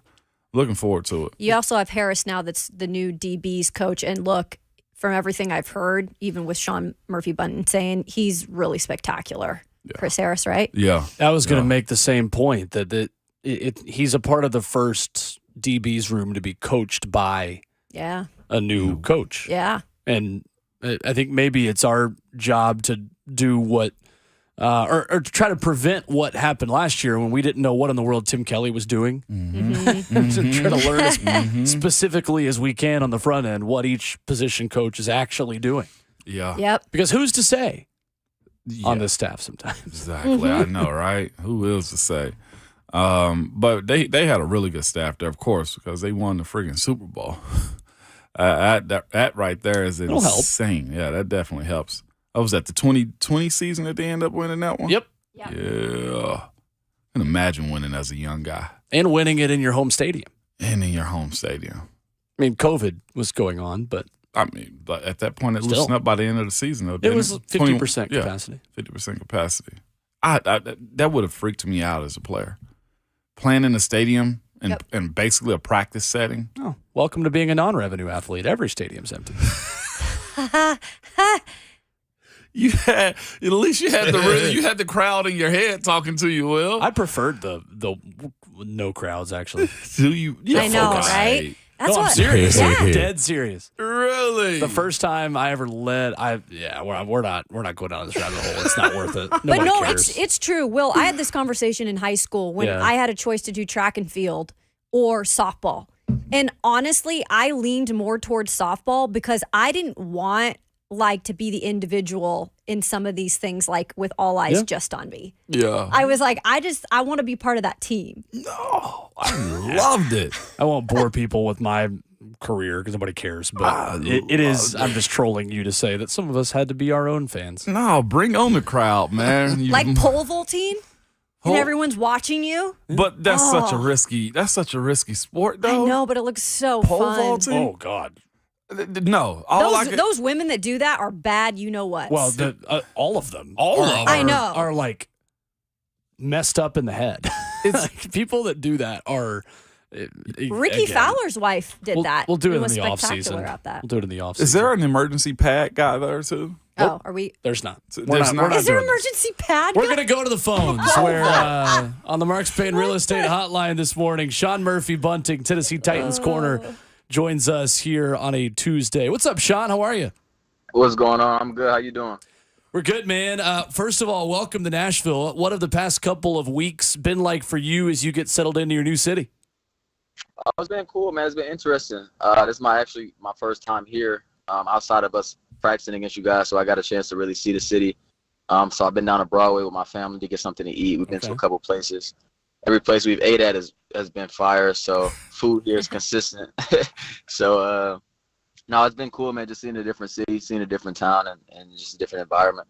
So, Sean, I know you mentioned when talking to the media that OTAs here have been pretty unique. The Titans are doing things that maybe you're not as used to in the past in your time in the league. What was your reaction when you heard that we're pushing sleds here on the indoor turf and OTAs? Honestly, man, I didn't even have time for a reaction. It was more so like, did he say what I think he just said? And then it was like man, like, wow. And then I didn't know if he was serious or not until it actually happened. So, I mean, it was definitely it caught me off guard because obviously, being in the NFL, you're not really normally pushing sleds once a week or twice a week. But I mean, like I said, it caught me real off guard, so I didn't really know how to react to it. Yeah, we saw this video that the Titans put out, and everyone seems to be having a good old time pushing that sled there. Okay, was that really the case? Like, you guys all seemed to be just laughing and having fun. I'm like, is that really what's happening? Yeah, I mean, because it's really more of like a somebody said it, like a team bonding thing, but it's a competition, and everything that we do in our organization is built on competition, right? So it brings the best out of guys. It forces guys to really, fight for their teammate and push for each other, because you don't want to lose at the end of the day. And that's with anything. You don't really want to lose at anything. So we're out there competing sleds, 100 yards, teams of 5, teams of 4, pushing them, simultaneously down the field. But everybody's competing and everybody's building super teams and trying to win and do stuff like that. So, but it's cool. Like it's a different experience, but it's a fun experience at the same time, because, like I said, with the media, it's like you're working for something, whatever you're working for, you're doing it with the guys next to you, and you're really working, Yeah, absolutely. Well, if for those who don't know, Sean came over from Tampa Bay, where I know in the 2021 season, you had that injury and you dislocated your elbow and you were out about 9 weeks. And you said, in a way, this was like a blessing in disguise, because you were able to kind of pick the brains of the guys that were there. And I know Richard Sherman was there at the time. How did this make you a better player? As weird as that sounds, maybe being able to sit back and really think, what am I doing? Well, you see, like my whole life, right, I've never really had an injury that put me out of a game or made me miss time, miss practice, or anything like that. So with this being an elbow and this being an injury that, I had to miss time for, and I really physically couldn't do anything, it was different, because I had to get an outlook on the game as, like, it was more like a coach at that point instead of a player. So a lot of the things that I could see, and a lot of things that I could kind of, I guess, give feedback to the players for, it was always helpful for them, because, like I said, I was a player that was playing, but I wasn't in that role at the time. So it just made me kind of sit back and look at the game a little bit differently and kind of cherish the moments, that I did have, and that, that I could relish on, because you never know when your last game is. You never know when your last play is. So obviously I wasn't thinking that was my last game or my last play, but it gives you thoughts. It makes you think about the things that you can do better, the things that you can do differently, things that you can do to prevent that from happening again. And it just makes you look at the game in a just completely different outlook and a different aspect than you would if you were playing and if you were suiting up. Titans corner Sean Murphy-Bunting, our guest here on Ramon, Kayla, and Will. Sean, man, you're a MAC conference player, man. Do you ever All the way. See, that's where I was going. I knew he was going to hear it, man. I played with a few. You guys are prideful as far as like the MAC. Like, as far as that goes, do you guys compete against one another and just look and be like, yeah, that dude's going to the league no matter what conference he was going in? You know what, man? At the time when I was in college, I wasn't even really thinking about what guys was going to the league, what guys wasn't, because I was really just kind of focused on myself and focused on the things that I could do and I can control to help me get there. Yeah. I had a lot of teammates, and I was fortunate to have a lot of teammates that at the time was very, very, very talented and also had opportunities to play in the league. I had Tyler Conklin, who's a tight end with the New York Jets. I had Jonathan Ward, who's actually a teammate of mine here now. I had Daquan Jameson. I had just a bunch of different guys, Josh Cox and Amari Coleman, guys that had an opportunity to go to the league. And so, I mean, it's just, like I said, it's a small opportunity, a small window, because we are in a MAC conference, so we just have to look at it in a different aspect. I feel like you can find talent anywhere, though. I feel like you can find talent D2, D3, and there's been legit cases for each one. So really just having that chip on your shoulder at all times, knowing that I am from a smaller school and a smaller conference, but I know in my head that I am a dog and I have a dog mentality, so it doesn't really matter, where I could have went, because I feel like if I would have went anywhere in any college, the same results would have happened. Man, no doubt. Flip that into a second-round pick. That's awesome, man. Yes, playing under Todd Bowles, though, a guy that has a bunch of respect in his league, a great defensive mind. He lit us up a few times, too. But as far as learning under him and the structure of that defense, man, what would you be able to carry from learning under that staff to now being in Tennessee with Coach Rabel and his guys? Yeah, so Coach Bowles was a guy that made you come in every day and put the work in every day, whether it was film study, whether it was on the field. He was always going to be right there with you, teaching you the ways of how to actually be a pro and how to be a professional, how to study the game the right way. So it was always, a blessing to be able to pick his brain and sit in his office and talk to him about ball. Me and Coach Bowles, got really close over the years. And so our relationship was a little different than everybody else's because it was things that he could say to me that he might not be able to say to somebody else because they would take it the wrong way, you know? No doubt. So, yeah, I mean, it helps a lot because in that system, you were really able to do everything and anything. We were forced, as corners, we were forced to play the half. We were forced to play cloud techniques. We were forced to play cover 3, cover 4, cover 6, whatever it may have been. We played in so many different techniques, so you can translate it to any other system, and it will work. It would just be different terminology. So he made us kind of adapt and get used to, like I said, being in the league and learning on the fly.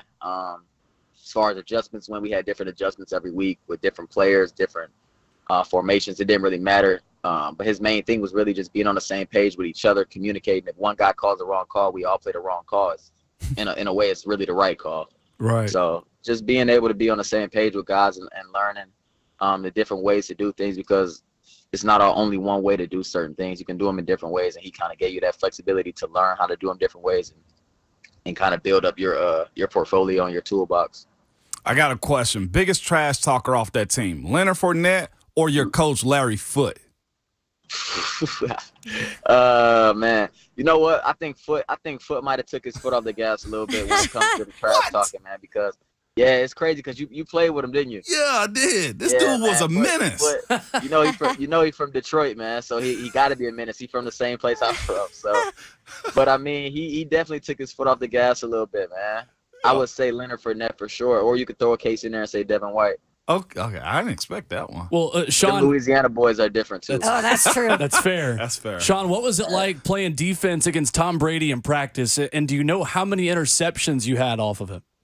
Oh man, I honestly don't know. At one point, you really just stop paying attention to. Stop trying to pick off your quarterback in practice, and you try to help them build their confidence, even though he didn't really need it. But no, man, I can't really name how many interceptions I've had. If I really can't count. I wasn't really about that, but just being able to play with him and learning from him and learning how he approaches the game, how he takes it every single day. He treated it really like it was his profession, and really like a business. You know, you see him in the building, you see him getting his body worked on, you see him out at practice, you see him in the study room all the time. You don't really see him do anything else, you know, so you kind of adapt to that as a younger player, and you see what he's doing is creating a lot of success for himself, so you try to, you know, copy and do it and mimic a lot of things that he does in his daily habits so that you can do them as well and have the same amount of success. And I know it's still early on, but what would you have to say about DB's coach, Chris Harris, and just working with him so far? Oh man, I love Coach Harris. Honestly, I think just working with him so far, it's only been a few weeks, but you know, I've already learned a lot, you know, through him. Whether it was just route recognition or certain things you need to see or key in on as a corner, as a DB, certain formation recognitions and things like that. And so I think he's very in tune, you know, with his players, and he tries to get the most out of his players in any kind of way. But he wants you to be energized. He wants you to have fun, and he wants you to play the game because you love playing the game, you know, not because you have to come here every day, but you get to, and it's an opportunity to be able to just kind of show up and have fun and just, you know, fool around with your brothers and with your guys that you're going to go to war with, you know. So it's a different feel with having him in the room. It actually reminds me a lot of how my college coach was in structure wise. And I just adapted to him instantly. Really, it became more like I was very comfortable with talking to him about anything and very comfortable with learning from him and, you know, taking everything he said to me with a grain of salt and just putting my head down and just working. Sean Murphy-Bunting has been our guest here on Ramon, Kale, and Will. Sean, really appreciate the time, man. Best of luck. Continued health moving forward, and we'll do it again sometime. Yes, sir. I appreciate you. Thank you. Thanks, Sean. Absolutely. There's Sean Murphy-Bunting with us this morning here on the show. We'll react to some of that coming up. And Joe Milton is on Good Morning Football this morning and just had an outstanding quote about Jalen Hyatt that we'll tell you about coming up next. It's Ramon, Kale, and Will, 104.5 The Zone.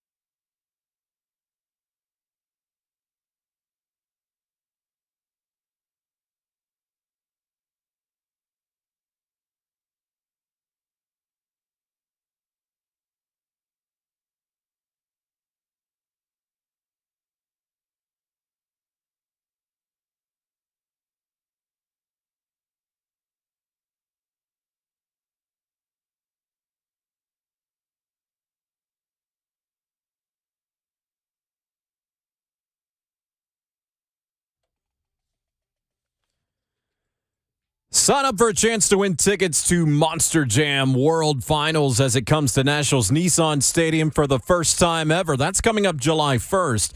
Be there to see faster racing, higher jumps, bigger tricks, and unbelievable wow moments and surprises you won't soon forget. I'll have Mike Keith say the wow. That's better. Sign up to win tickets today at 1045thezone.com/contests. Good conversation with Sean Murphy-Bunting. If you missed it, you can check that out wherever you download podcasts right at the end of the show. Apple, Spotify, Google Play, Stitcher, as well as 1045thezone.com here on Ramon, Kayla, and Will, powered by All Four Seasons Garage Doors. Other interesting quotes this morning, including one from Joe Milton, who is on Good Morning Football as we speak on NFL Network. Says Tyreek Hill and Jalen Waddle aren't the fastest players in the league anymore. Ooh. When asked about Jalen Hyatt entering the NFL. Oh, really? All right, Go Joe. off. I agree with one of those, maybe not the second one. Tyreek Hill is a different kind of speed. I was about to say, line Cheetah. up against him if you want to. Yeah, I don't recommend it. Yeah, absolutely not. That's like strong that, praise. I do too, right? Mm-hmm. I'm with that, man. Absolutely. Gotta Will. be there for your boys. I agree. You must. And why not say something like that? Mm-hmm. Heck, put a little pressure on him and also put a little pressure on yourself to hope that he performs and stands up to it. Yep. And you got the stage to do it. You're on NFL Live or NFL Live. Good Morning Football. Yeah. You know. Why not? Let's go back to the phone, 615-737-1045. Paul is in Franklin up next this morning. What's up, Paul? Good morning, Paul. Good morning. How everybody doing? Great. Good. Good morning. It's great to be alive and be in Tennessee. Big Ragu. Yes, sir. I'm telling you, we're going to have one statement, and it's going to be the end of that. The greatest basketball player of all time will always be Michael the Air Jordan. End of discussion. Now, after that, let me tell you something about Smoking Joe Milton. He's a bad, bad man, Big Ragu. Bad man. Leroy Brown ain't got nothing on bad Smoking Joe Milton. He's a Eddie George that can play quarterback, buddy. He will left the smack down on your candy, you know what, if you get in front of him. He's going to be a great season. Go Big Orange. I'm fired up like a rooster in a hen house this morning. Yeah! Go Big Orange. Go, Paul! Yeah! You doggone right! Oh boy. Felt like I was in the WWE just now. Paul knows how to cut a promo. Right? No way. I think- Paul! How many has he made?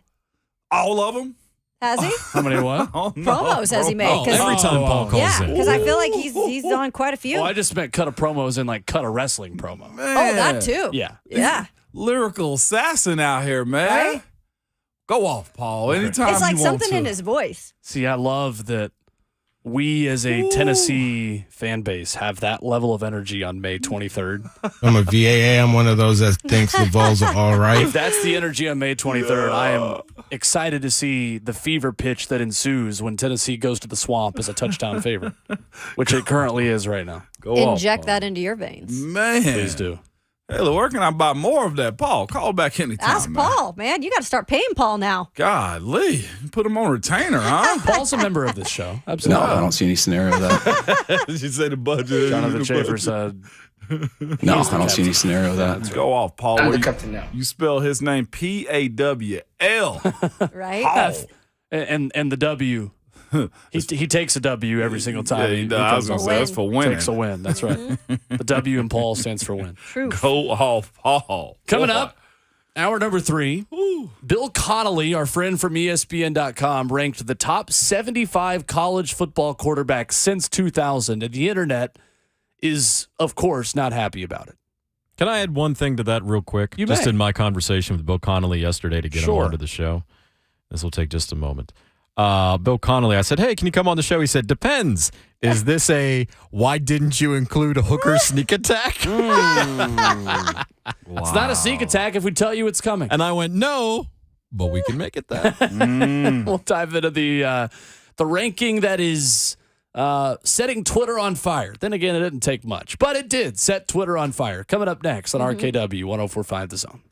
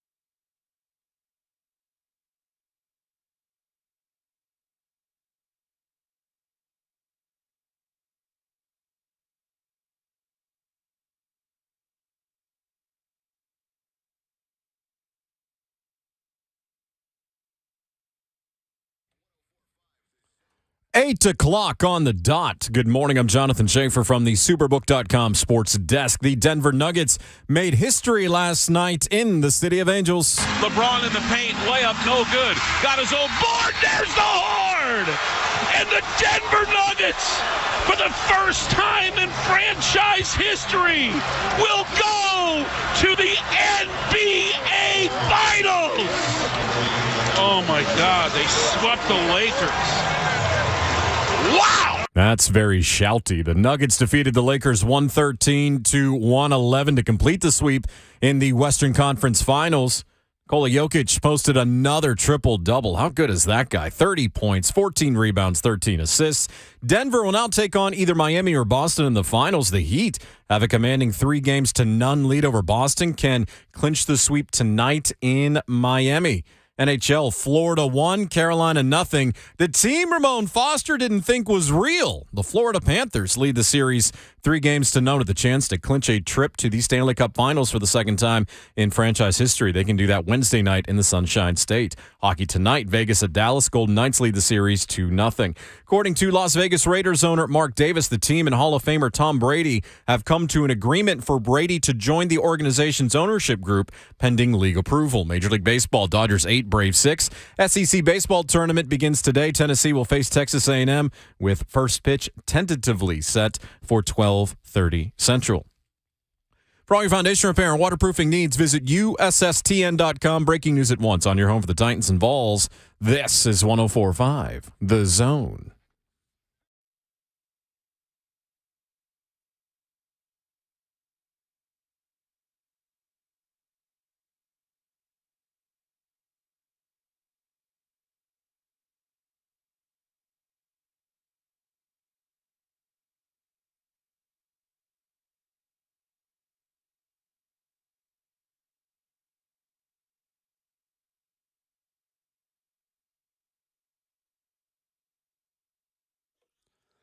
Second half of our Tuesday show. Welcome in to RKW, powered by All Four Seasons Garage Doors. Coming up in 15 minutes, Bill Connelly of ESPN.com, just days after he ranked the top 75 college football quarterbacks since 2000, joins us right here explaining why some single-season wonders were not able to beat those that had a larger resume, and perhaps why a certain Georgia quarterback made the list and Hendon Hooker didn't. Coming up in 15 minutes. There's Ramon Foster. That's Kayla Anderson. Ramon. Here's an intro for Ramon Foster. Say my name. Say my name. Do what? Say my name. Ramon. I have a damn clue who you are. Yeah, you do. Do you respect the bad guy? Ramon. There he That is. guy. In the building. Yeah. I am. I'm here. I'm here to stay. You got Timmy Chang on here from Hawaii? What? Man, He's looking at the reading that quarterback quarterback's list. Yeah, that list. was just a random blurt right there. I remember him now. My goodness. Yeah, go off. That's Kayla Anderson. Yes, that is. And behind the glass, Jonathan Schaefer. The best producer in the world. Of the world, Craig. My name is Will Bowling. His name is Will Bowling.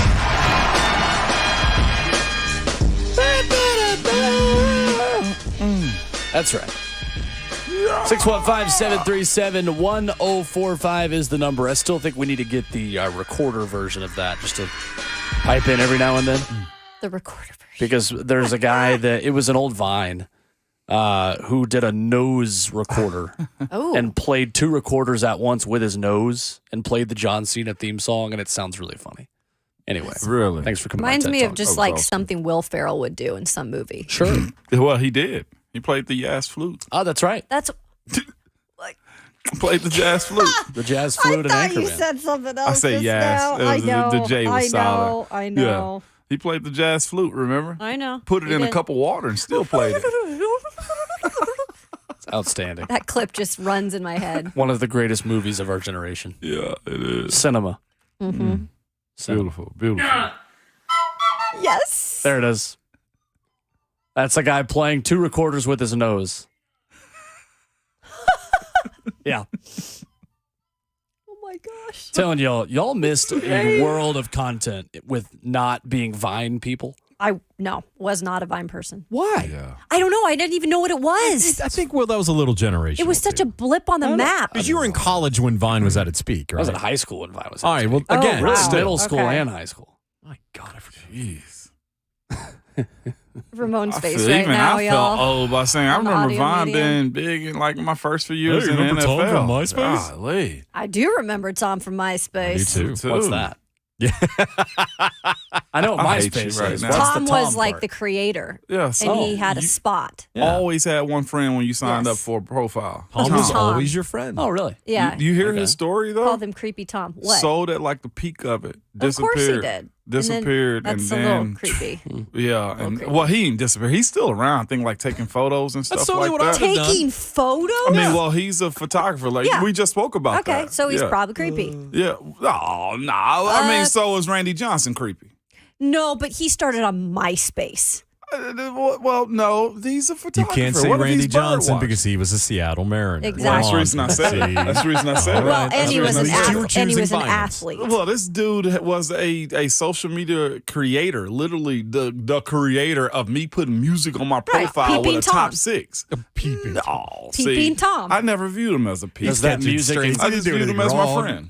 Does that music include the Music City Musical? Man, we were basically learning how to code. The essentially. Music City Musical. Hey. Don't you got some track stuff to be working on right now? Not right now. We're doing the show. Do you remember any of engaged your during the songs? Huh? Your top 6? Do I remember my top 6? Top Do not six. remember my top Yeah, 6. you got to Oh. pick real like your best and favorite songs at the time. Oh, Yeah. And you could change them from week to week. So if you had a banger, you could just put that one on if that Yeah. kind of took things over for a week. No, Lil Wayne was on mine for sure. Oh, yeah. Young Jeezy was on my music playlist on my. You could really like. Young Jeezy was on mine. He was on yours too. You could really like customize your page. It was like having a droid, basically. Yeah. It was droid for social media. You know how people are like, well, I can customize mine, and you can't do this with the iPhone. I was and like, here comes bro. the text from Slay in 3. Hold on. I'm going to give you all green I'm bubbles here in waiting, just a second. I'm waiting. Just a second. Yeah, well, that's the best way to explain Let's see, it. where's the group it's text? droid for social media, All right. man. So now you're all getting green bubbles right now. As I text, Perfect. hey, here are the green bubbles Perfect. during the show. Yeah. And here are the green bubbles during the show. Send. Yeah. That's basically you can customize it like crazy. You're like, well, I can do this with my home screen, Yep. and I got control of my phone, and that's basically what it was. I still ain't got a text. Must be a droid thing. I haven't got one either. Well, send it. It must be a droid Can't delay. be my phone. Can't be my phone. Kick down my leg. Outstanding. 615-737-1045. You know the advantage of not being in camera? I can do this. I can do this. Yeah. And the I can one do time this. I did that, I Schaefer's forgot. making a heart at us. And That's it sweet. and it involves Oh my God. He's making a heart. It Schaefer, right involves back at you. birds. That's so kind. Shay. Thank you. Shay. We love you too, We love Shay. you too, dude. That's awesome. It's Oh, I awesome. got it. All right. We never saw the bubbles. So Bill Connelly's ESPN rankings have Baker Mayfield as the number 1 college quarterback since 2000. Baker Mayfield, what? Kiss my ass. As the number 1 college quarterback since 2000. Cam Newton 2. Whoa. I was okay until you said Cam was 2. I'm actually more okay with Cam being 2 than Baker being 1. No. Oh yeah. I think I am too, Will. Oh yeah. No, baby. No, Cam was. Vince Damn. Young 3. Tim That's Tebow 4. Joe Burrow 5. That is the top 5. Dude, I think where's it's- Matt Leinart? I think it's a fair list. That top 5, whatever order you want to put it Let in. me scroll this. I think top that's fair, 5. though. Lamar is up there. Ooh, that top 10 is very good. And what's crazy, I'm Oh, glad Matt it's Leinart not was just after recent. or before. Sorry, I'm talking to myself. The biggest challenge that I would give Bill Connelly is Johnny Manziel only being 13. I think Johnny Manziel is a top 5 college quarterback ever. Ever. He was him. Since He 2000. was him. Since 2000, I will definitely say I think he's best. He got Colt McCoy ahead of Johnny Manziel. He does. I didn't know Colt killed it like that, man. Oh, yeah. Colt McCoy was a very good quarterback. That Texas-Alabama national championship game would have been infinitely more entertaining had he not gotten hurt. Because Garrett Gilbert was not him. Respectfully. Haley, you just going to shock you right here. I'm not sure if you saw, but Jameis is ahead of Matt Leinart. I'm just saying. I mean, you're okay with that? Y'all, Jameis was Matt Leinart was dominant at USC. I mean, he had weapons around him, clearly, but USC was dominant. Yeah, they were. They were an item. And Matt Leinart was the dude. Must-see TV. It's fascinating, though, too. Like, a bunch of these guys that have phenomenal college careers, like I'm looking at Case Keenum be 24, ahead of Jalen Hurts, right behind Carson Palmer. And I'm like, what is Case Keenum as a pro? No, it doesn't matter. I know it don't matter, but like I'm just all. looking at like the career of what they were and how they played, and I'm just like, why didn't it translate over? I guess that's my question. I guess is what's the separator of it all? You got a young man from Miami of Ohio who played from 2001 to 2003 in here. Them on there, right behind Ben Pat Roethlisberger White. at 28. Okay. Pat White was nice at West Virginia too. Oh yeah, Pat White, Steve Slayton together. Oh my, him. That's got to be racist. Yep. I missed that. Hello, one. Pat White. Oh. What about Vanna? Oh my She's God. fine. She's still fine. going. Yeah, She's she's still still ticking. going. Yeah, right. Yeah, she is. What? Pat Sajak and Vanna White are still doing Oh my Wheel of gosh, Fortune. Ramon. I just saw it the other night. Dude, she's slaying at like 70. Where have you been? She's killing it. She's killing it at 70. Vanna's still killing it. Hey, Ramon, Society called. They'd like for you to pick up. I mean, Still you crushing know it. what? I gotta watch some regular TV out here. Is what gotta happen. Got to watch some old people TV. Right? Hey, you say that, but I love a good Jeopardy. look, if and Family I'm at Feud. the house and still, clicking around channels, which nobody under 30 does anymore. I do. I said under 30. Oh, yeah, that's fair. Hey. And I'm with just you. saying you guys just y'all watch TV differently. That's No, all I'm with saying. you. If I'm channel surf. I'll put that on if I'm like Yeah. cooking dinner or something. Yeah, that's the thing. It's just I'll have Jeopardy on for a little bit or Wheel of Fortune on for a little bit, and there you go. I like to expand my brain. Kellen Moore, your brother's on here On at the wrong show 14. for that. Oh, congratulations to That's right, Kellen, your member of twin. the family. Yeah, the other bowling. That's right. Yeah, I'm gonna go to bragging camp just a second, okay? Okay, you're not gonna It's stay like- overnight. Are you I'm on not, here? I'm not staying overnight. No, I wish I was. I'm like Uncle Rico out here. So you hear bragging me? camp's a day camp? Yeah, well, I mean, it's fair. It's fair. to Mom's say. gonna Go drop ahead, you off, pick please. you up at It's 4. I've played with like 5-6 dudes on this list, man. It's Good very for you. fascinating. That's cool. Mason's on here. Yeah. Landry's on here. Ben is on here. Leftwich is on here. It's really freaking cool. It's like, golly. There's a Middle Tennessee native on here. Well, I'm glad you made it about you. I did make it about me. Pulled a will. Good Pat. I did. That's fair. Hey, I have a show open that says everything's about me. You can't Hey. get mad about that. We can jump them if you want do you want me to get the bucket or the mop? You get the bucket this time. Yeah. You can catch this. You can catch that. This is Oh, you another make heart. another heart. Another heart. Right? Good Pastures Keenan Reynolds is on the list. Okay. One of the greatest option quarterbacks of all time at the U.S. Naval Academy. 4,000 career passing yards from right here in Madison, Tennessee. Yeah, you got Kenny Pickett on here. Kenny's on here. Yeah. There's not I think he's the only one that wears gloves yeah. on both hands. Titans got 2 top 10 guys on here, too. Mariota, You're the worst. Marcus and You're Vince. the worst. Why'd you do Marcus that? and Vince. You didn't have to do that.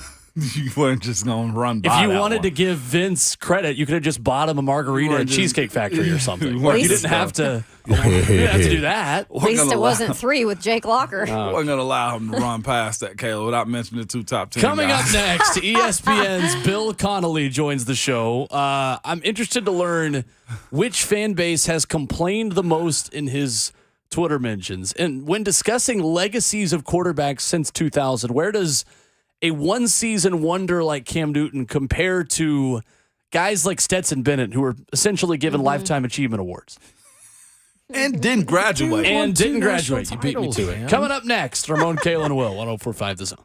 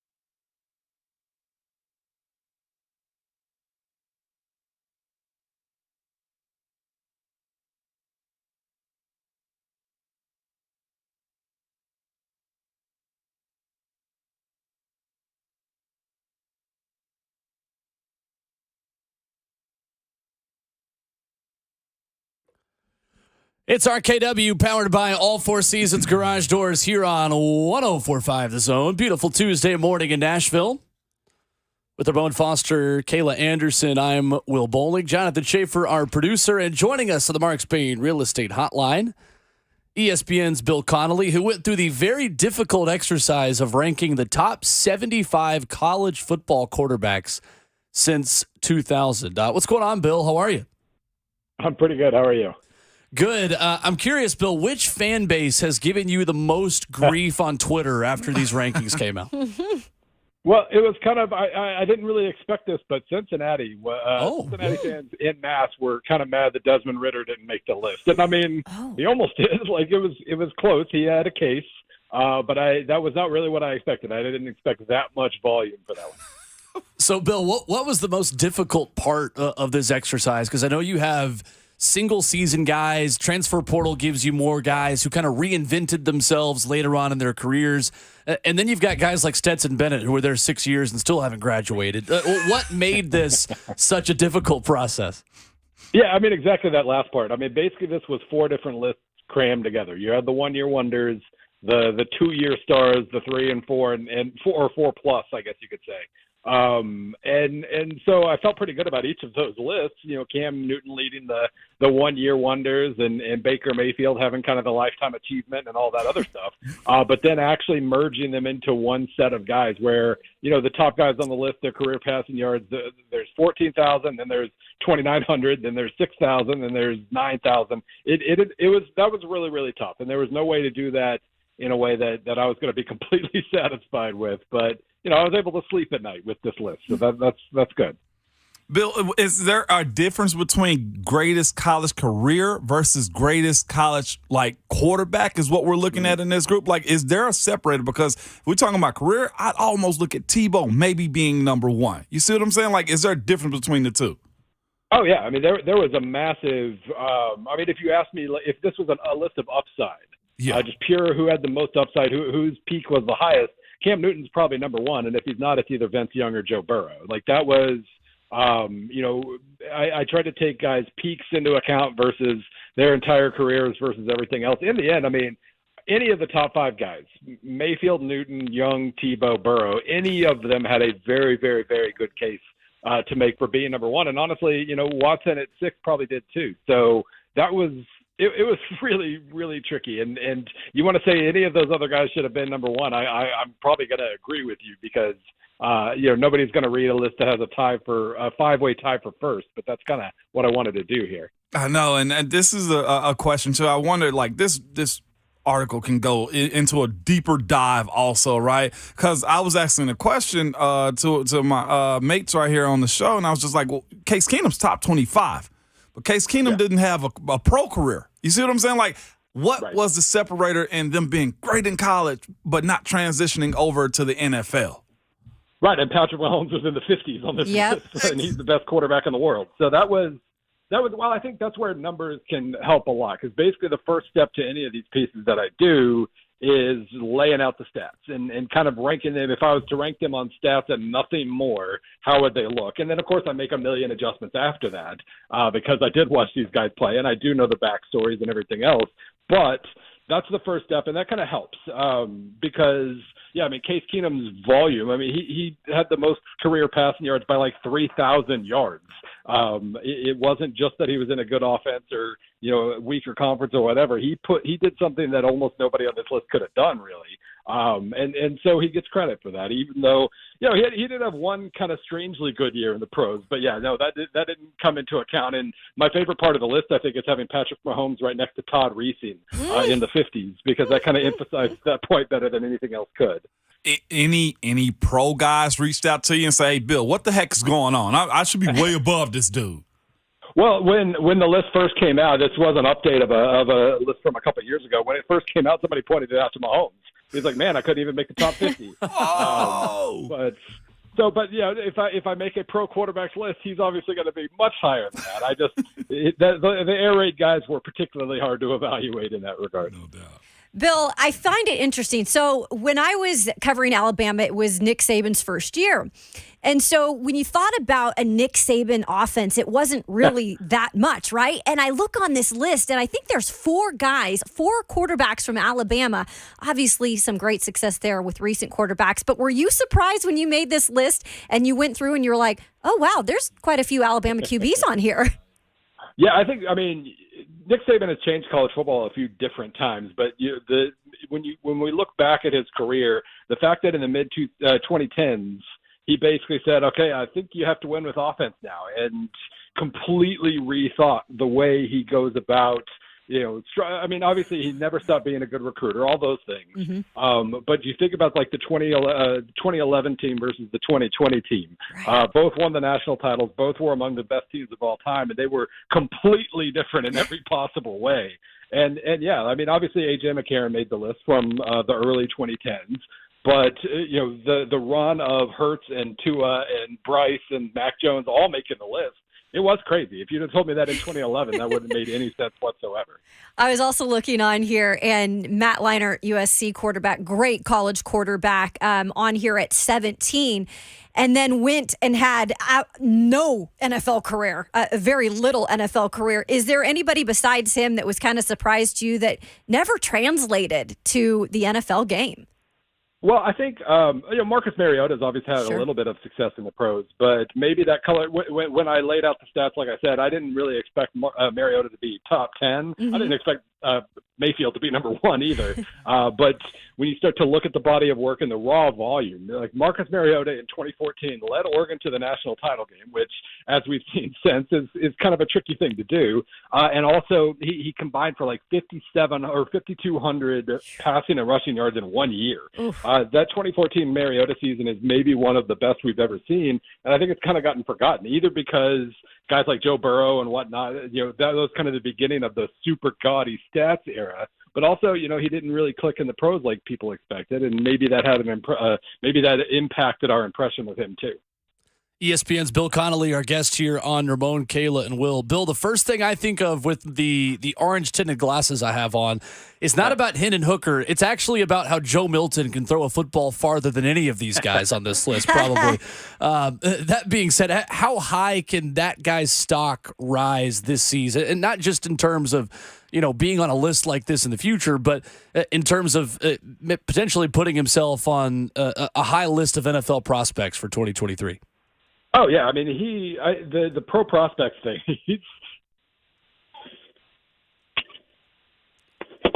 I think we lost Bill there for a minute, Schaefer. If we could, if we could reconnect here real quick. I think maybe that was just on my end, but yes, no, I think it's a interesting conversation. It is. Yeah. Absolutely is. And what the COVID list, the COVID year has been able to do, extend out some of these guys that they're able to develop. And truthfully, being able to do it in college and still have pro eyes on you too has been a bonus for it, because a lot of the time, and let's speak about Case Keenum's situation, maybe he wasn't given the time and grace to develop. Like right now, Joe Milton had that. Hendon Hooker kind of had that a little bit too.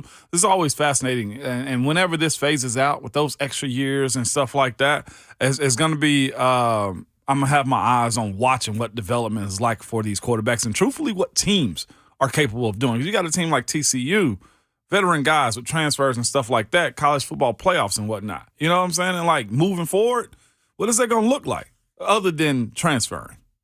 Yeah, absolutely. Yeah, I find it interesting, too, because you just always keep your eyes on, those quarterbacks that had success at the college level. And it's just really befuddling when you see in NFL them not have success. You're like, what went wrong? Right. See if we can reconnect with Bill here, talking about these quarterbacks. I said that Patrick Mahomes sniped his phone. He's still perfect. offended. There we go. Definitely upset. You got us, Bill? Yeah, I had a full answer. I was just talking, and then my phone starts buzzing again. I don't know what happened. No, but yeah, well, talking about Joe Milton and just how much his stock could rise, it is interesting just looking at this list. That is kind of where my mind goes, is his ceiling is as high as a lot of these guys high on this list. Yeah, no, I mean, he's number 1. If you make a list of guys who have the most opportunity to make an impression this year at the pro level. Like he's number one because we all know about his arm talent. That's never been even slightly in question. I don't know when we got disconnected, but I would say, 2020 he seduces Jim Harbaugh, right. 2021 he seduces all that. Like it's clear what he can offer. He just has to harness it, and he gets this extra last chance to do so that a lot of guys haven't gotten, and we'll see if he takes advantage of it. No doubt about it. One thing that's apparent on your list is 75 quarterbacks is the Big 12. They are all over this list, and it's kind of been what they've been known for. Did you expect this many guys from the Big 12? Yeah, I mean, I try to adjust for era in certain ways to make sure that, if you threw for 4,000 yards in 2002, that's probably more impressive than doing it in 2012 or 2022, and you get credit for that. But at the same time, I mean, the volume, especially in the late 2000s time when you had Todd Reesing and Chase Daniel and Graham Harrell and Sam Bradford and all these guys, I did try to give credit for that because they were still doing it kind of before everybody else was. And even if their offenses were kind of cutting edge, I didn't want to penalize them for that. So, yeah, we ended up with a lot of guys from especially that early spread era in the Big 12. And, I mean, if you watch that was a super fun time to be watching the Big 12. I'll say that much. No doubt. What's fascinating also, and we spoke about this for a second, the COVID year and the portal. Moving forward, some of these guys have been able to have extended careers because of Michael Penix Jr. is a kid right now that's able to have an extended career. Heck, Hendon Hooker, Joe Milton are guys that are able to have extended careers to where they can be evaluated as being still college prospects, but they can still go to the pros. What will college football look like in the next couple of years when you don't have these 5, 6, almost 7-year guys in college playing quarterback for teams? Yeah, I mean, I think we'll still at least have the guys who move and get a second chance and maybe have an extra year as a starter than they would have had the portal been different. So we will have that, but you're right. I mean, this has been a unique opportunity for guys to rack up. I was wondering if somebody would hit 19,000 career passing yards. It doesn't look like anybody's going to time that one just right. But, yeah, it was an extra opportunity for guys. And I think, moving forward, I think what the portal is showing us this year, the last couple of years really, is that you have less of an excuse to have a particularly inexperienced team. I think just on average, teams are going to be more experienced, and when a guy clicks, he's going to have a little more time at the college level to make some noise and make a name for himself. And I think that's probably a good thing overall. So that's one impression. But you're right. I mean, the COVID year specifically gives certain guys extra chances here, and we'll see who takes advantage. As great as he turned out to be, you have him 59 on your list, and that's Aaron Rodgers. Unrecruited out of high school. Is there a better – what's the greatest, I guess, story of this top 75 on this list from nobody to stud and making the top 75? Yeah, I mean, having Reesing and Rodgers, they have that in common, I guess. Few offers and everything else. That's the only thing they had in common. But having them 58, 59 was pretty fun. No, that was, and the 50s, I think in general were good. You had Brad Banks, kind of a one-year wonder at Iowa, but that was a heck of a 1 year. He almost won the Heisman as Iowa's quarterback, which thinking about that now seems like the craziest thing in the world. You had Keenan Reynolds, obviously, in that little range as well. And I liked it. I liked the list. I think I hopefully did a pretty good job of saying there's a lot of different ways to be a good quarterback. And a successful quarterback. And I think lots of different guys from lots of different backgrounds and recruiting stars and everything else were represented. You even gave credit to a guy I wasn't really expecting. I really didn't expect to see this name on the list. And I say this very, very respectfully, okay? Kyle Trask. Wasn't expecting that name to make the list. Yeah, I think it was funny because I made sure not to change change the order from when I did this 2 years ago. And I think that was a one-year wonder guy who, when I made this list in 2021, he was just coming off of that 2020 season. And his numbers that year were absolutely nuts with 2 receivers, basically. Yep. So that was probably, if I'm doing this list from scratch in 2023, maybe he doesn't end up as high because he had just left that impression. But again, I wasn't going to change it, and I kind of liked that he's still up there because that year was crazy. This is a good exercise, Bill. I'm just going through all these names, and I'm like, this is fun. This is really fun. Geno on there at 70 at West Virginia, now balling out for the Seahawks. This is cool. Yeah. Yeah, and I will say, just for the record, the 71 through 75, there are about 15 names that I was trying to figure out, and Hooker was one of them. Just for the record, he almost made the list. I don't think that's going to make anybody happy, but he did. I'm trying to hold Ramon back in here, Bill. He's just smoke out of his ears, just ready to go. Bill, I'm going to be honest. I was going to do an intro question every single time I ask you something. It's like, why isn't Hendon on this list? But I say, you know what? Leave my old ways behind and be a pro on the radio, okay? So, Bill, I'm going to spare you and spare everybody else, man. This is a phenomenal list. And I'm looking at some of these dudes. We were speaking off air about it, but like Pat White. Yeah. Like, looking at that tenure, what he did, like, and I'm glad you put Jalen Hurts as an OU quarterback because Alabama don't deserve him, Bill. Preach. Yeah, that is. There could have been a lot of slashes in that top 30. I think we had to clean that up a little bit. It's going to be kind of interesting to see how some of these guys are remembered. But I remember Jalen Hurts first for that crazy year at OU now. Thank you. Yeah, if you started doing the Hooker question repeat thing, Bill and I were just going to start talking Champions League. I would have just hijacked it from you there. So, well, and the way this works, I when we updated this list, I made it 60 from 60 to 75. So the next time we update it in a couple of years, it'll be like 90, and Hooker will be on the list. There you go. Perfect. Way to go, Bill. That's one way to appease the big man in the room. Bill Connelly, our guest here. Check out his article on ESPN.com ranking these quarterbacks. It really is a fun exercise and fun to go through some good days of college football over the last 23 years. Bill, we appreciate it, man. Thanks. Thanks, Bill. Absolutely. Yes, sir. There he is. That's cool. That article is awesome. I'm going back to eras of, I mean, again, I'm dating myself here, but this is all of college football. I know. For me. It is. Well, for me, too. Me too. Yeah. And I'm not old, but, I'm older than you. I mean, Ramon even played during this period. Yeah. I did.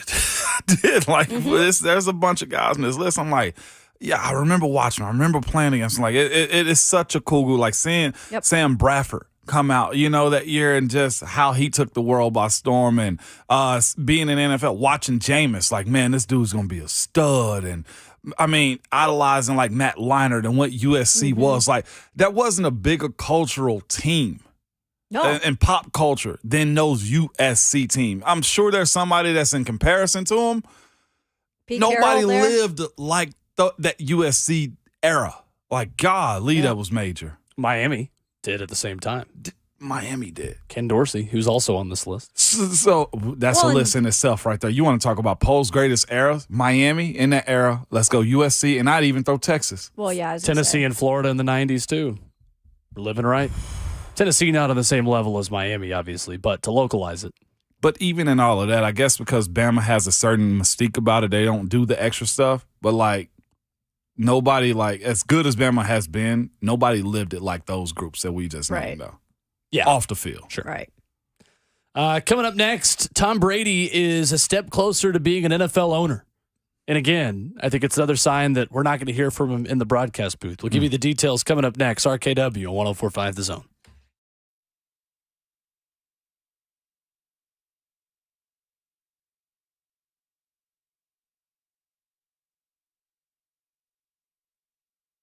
If you have a wet basement or crawl space, it's time to call United Structural Systems. We've all heard about these guys for a long time, and for good reasons. They've served Middle Tennessee since 1994, and they've helped thousands of satisfied residential customers in that time. They are the go-to company when it comes to foundation repair and waterproofing. And if you have a wet basement or crawl space, you don't have to put up with that. Water intrusion and moisture could give you all sorts of problems down the road, and you want to get this fixed. It could be because you have poor drainage, surface water flooding over the walls, or underwater pressure forcing water into your basement, or it could be a plumbing leak. You just don't know.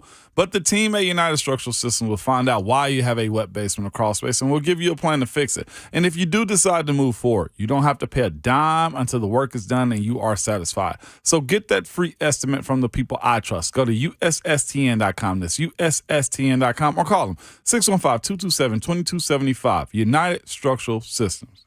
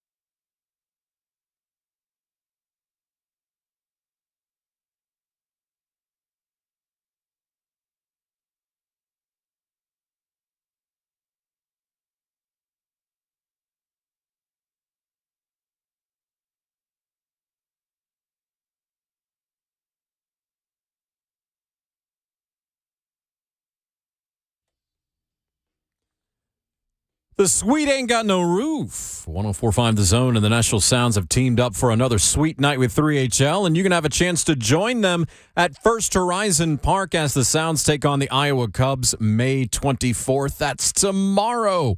Listen to 3HL for chances to win or sign up online, 1045thezone.com. You can do that today. That is right. Jonathan Schaefer should be a good time. Always is.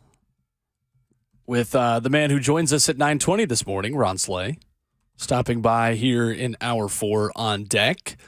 Tom Brady is on deck of becoming an NFL owner, along with Mark Davis of the Las Vegas Raiders. No word on if he agrees that the tuck rule was stupid or not, whether it was a fumble or an incomplete pass. But Tom Brady now becomes the third player in the history of the National Football League to become an owner after he was officially coming to an agreement with Mark Davis yesterday. One of the headlines from the NFL spring meetings. Can you guys name the other two former players who became NFL owners? Warwick Dunn. Nope. The Atlanta Falcons running back. It wasn't Warwick. It was not Warwick Dunn. Historically, two former players? Yes. In the history of the NFL. John Stallworth became a minority owner of the Steelers. He did. Well, it's not on your list. He's not on this list. Yeah. This was from ESPN.com yesterday. No, I'm right. George Halas and Jerry Richardson. Oh, my gosh. The two former players to become owners. Well, and I think they mean primary owners in terms of their... Right. Not minority or anything. And Mark Davis said that in his interview, said, we're excited for Tom to join the Raiders, and it's exciting because he will be just the third player in the history of the league to become an owner. So there you go. Yeah, Warwick Dunn's on that list too, for sure. Okay. Yeah. I trust you. Yeah, I have a feeling there's quite a few players that have some kind of minority stake in ownership. Yeah, minority stake.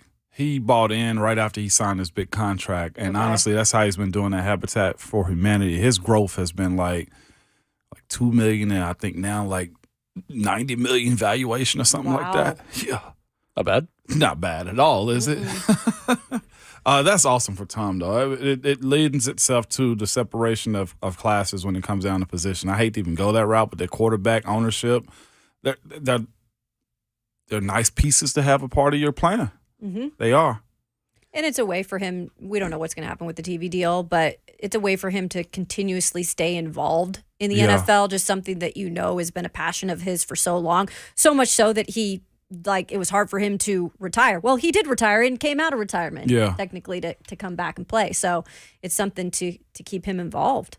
How do you approach Tom about ownership as an owner already? Like, what is that all about? He had no dealings with you at all as an organization. Yeah, it's kind of weird.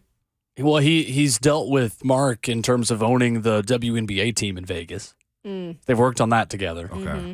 And now they're adding football to his portfolio. Somebody was arguing with me. It was a one-way argument because I didn't respond, but was arguing with me a couple weeks ago when I said that I don't think Tom Brady will go to the broadcast booth. Like, man, you're an idiot. Why would he give up that bag? Why would he give up that money? Because you can make a lot more money being an owner. That's why. You're not giving up money. You're making more by doing something else and doing a lot less work in the process. That's a no-brainer for any human being. More time on his hands because he still has kids that he's, wanting to raise. And look, you guys, broadcasting, no matter if you're making a lot of money or not, guess what? You're giving up a lot of your time. There you are. And that's the thing that Tom is not going to do anything 50% effort. And again, he's going to realize how much it's the exact same job he's been doing, but instead of showing your work by doing it, you show your work into a microphone and on television. With the platform that he has and with the name recognition he has, anything short of him crushing it, and everyone will crush him in the court of public opinion. Yep. And I don't see him wanting his legacy to become that the way it happened, unfortunately, to Jason Witten a little bit. Yeah. Oh, they got ugly for him. Do you expect Tom Brady's first job is to be the one to walk up to Josh McDaniels and be like, hey, you're fired?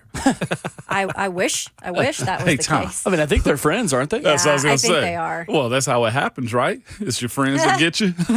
Hey, Tom, first business that we need you to do? Fire Josh. Or you just send Cousin Greg, like in Succession. Hey, I don't know that one. Oh, man. By the way, I just watched the funeral episode yesterday. Oh, It was pretty incredible. I have never seen a show stick the landing as Yeah, it well was as this pretty one good. is. Like that?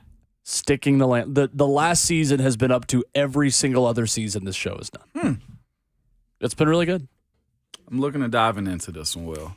You're going to like it if you do, because I'm halfway. I've just kind of watched with Travis every now and then, and every time I watch, I'm like, oh, I got to watch again. Yeah, So. it's good. Yeah, I'll rewatch a lot of episodes with my roommate, too. Check this out. Let's go to Chad in Nashville before we get to our final break of hour 3. What's up, Chad? What's up, Chad? Hey, I like what you said there, brother, about it was a one-way argument you had the guy about Brady, because I've always thought never argue with a crazy person because a bystander might not tell the difference who's the crazy one. So I thought that was pretty good. But in double up on that, Tom Brady would be a fool to go into the booth because of this reason. Nowadays, with social media, we've given everybody a platform, and that's an unfortunate thing. And can you imagine, no matter how good Tom Brady is going to be, how people are going to try to cherry pick and dig to criticize him? And I just don't think that's something that you want to open yourself up to when you can continue to keep layers around you where it's going to be hard to criticize him. And I just think he'd be a fool. That would be way undershooting his capabilities. All great points on your sides. That's fair. Thank you, sir. Appreciate it. Thank you. Appreciate the call, Chad. Thanks, Chad. And I don't think Tom would really give a you-know-what about what people say about him, because I think Tom's kind of built that I think crust you're right. around him. But still, it does open up a whole nother box of criticism, and it's not at what he's been doing for a majority of his career, which is playing quarterback. Yeah. Coming up next, a reset of our poll question today about sports talk radio topics you hate, that I hate as well. The one that I would have picked as the second most hated is actually in last, which we will tell the people about coming up. We'll reset a busy day of NFL headlines as well. Coming up here as Hour 4 begins. 4's up around Middle Tennessee. It's RKW on 104.5 The Zone.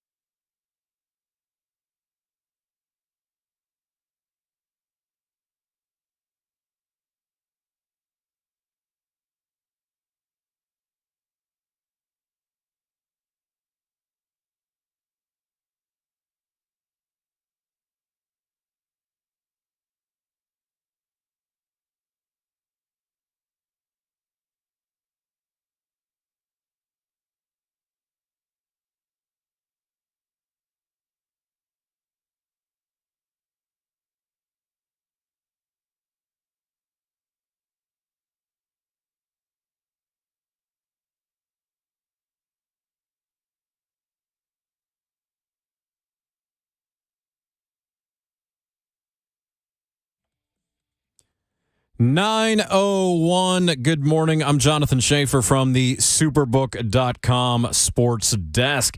The Denver Nuggets made history last night in Los Angeles.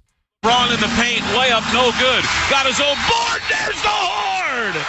And the Denver Nuggets, for the first time in franchise history, will go to the NBA Finals!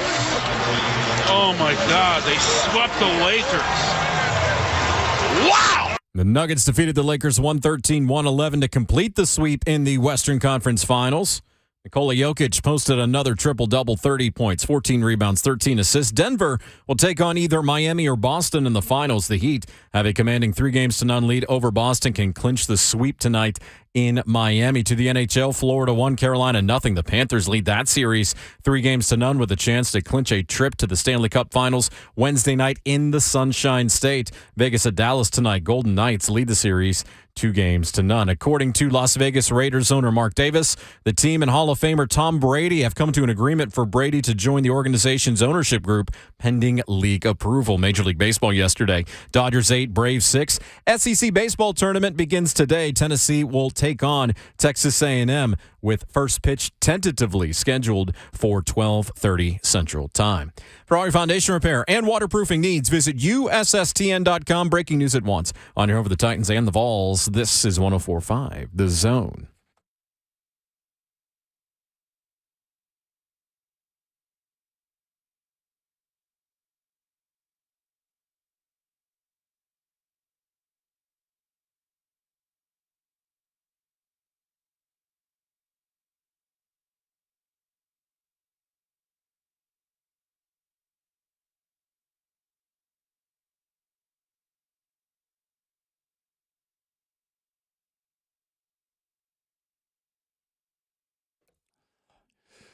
It's the fourth and final hour already on the Tuesday morning edition of Ramon, Kayla, and Will.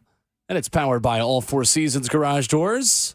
Coming up at 9:20, the show loses its roof, courtesy of our good friend Ron Slay of 3HL, of the SEC Network, of Vol for Life, and of, I don't know, just Slay. All things. It's his city. We're just happy to be living in it. Alongside 11-year NFL veteran Ramon Foster. Yeah. The one and only Big J journalist Kayla Anderson. Kayla! Oh, baby. Yes, sir, she is the bee's knees, Kayla! And she covers your favorite teams, Kayla! Let her ease your worried mind. That high note, I should say. And spinning that hit and all the others is Jonathan Schaefer. The best producer in the world! In the world, Craig. The world. My name is Will Bowling. Yes, it is. We put a poll out. Thank you. We put a poll out this morning. What is your least favorite sports radio topic? 46% of the votes, MJ versus LeBron. Mm-hmm. Yep. It's the correct answer. It's been going on for so long, Will. The absolute correct answer. There's really no need to even be having a conversation, too. We're talking about 13 years versus 20 because it's so clearly too. LeBron, yeah. It's not clearly I'm LeBron. I'm kidding. I'm My trolling. king ever He got got swept. you right there. I don't have an numerous opinion. times. Yeah, but you do.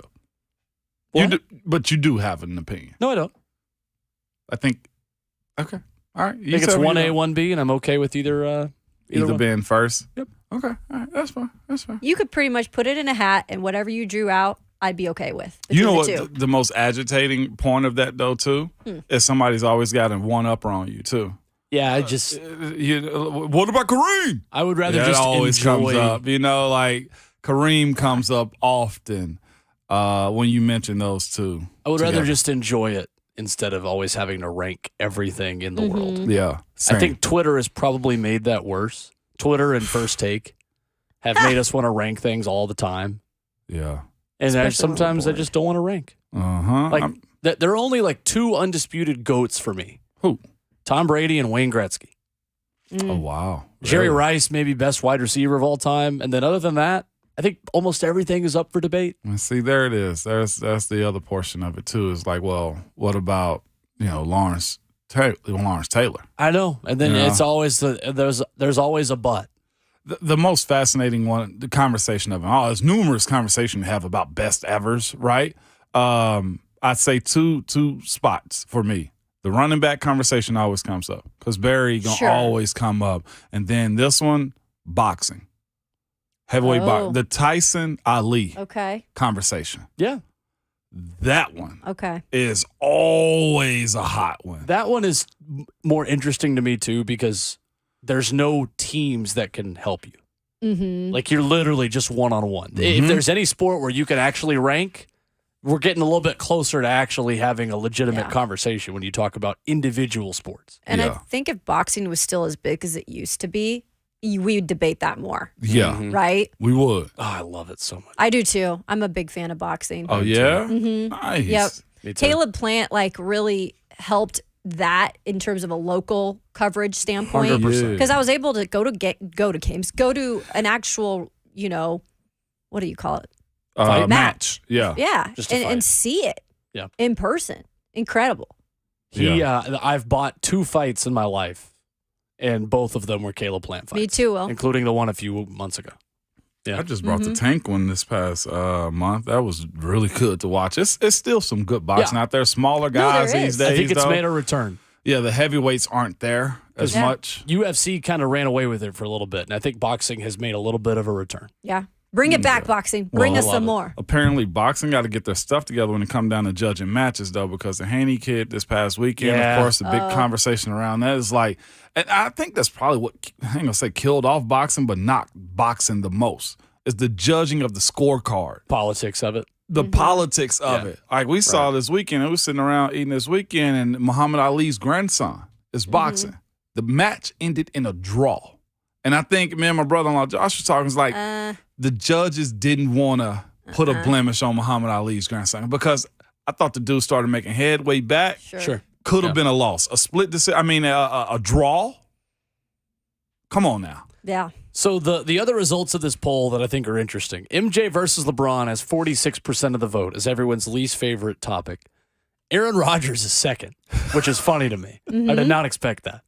At 23%.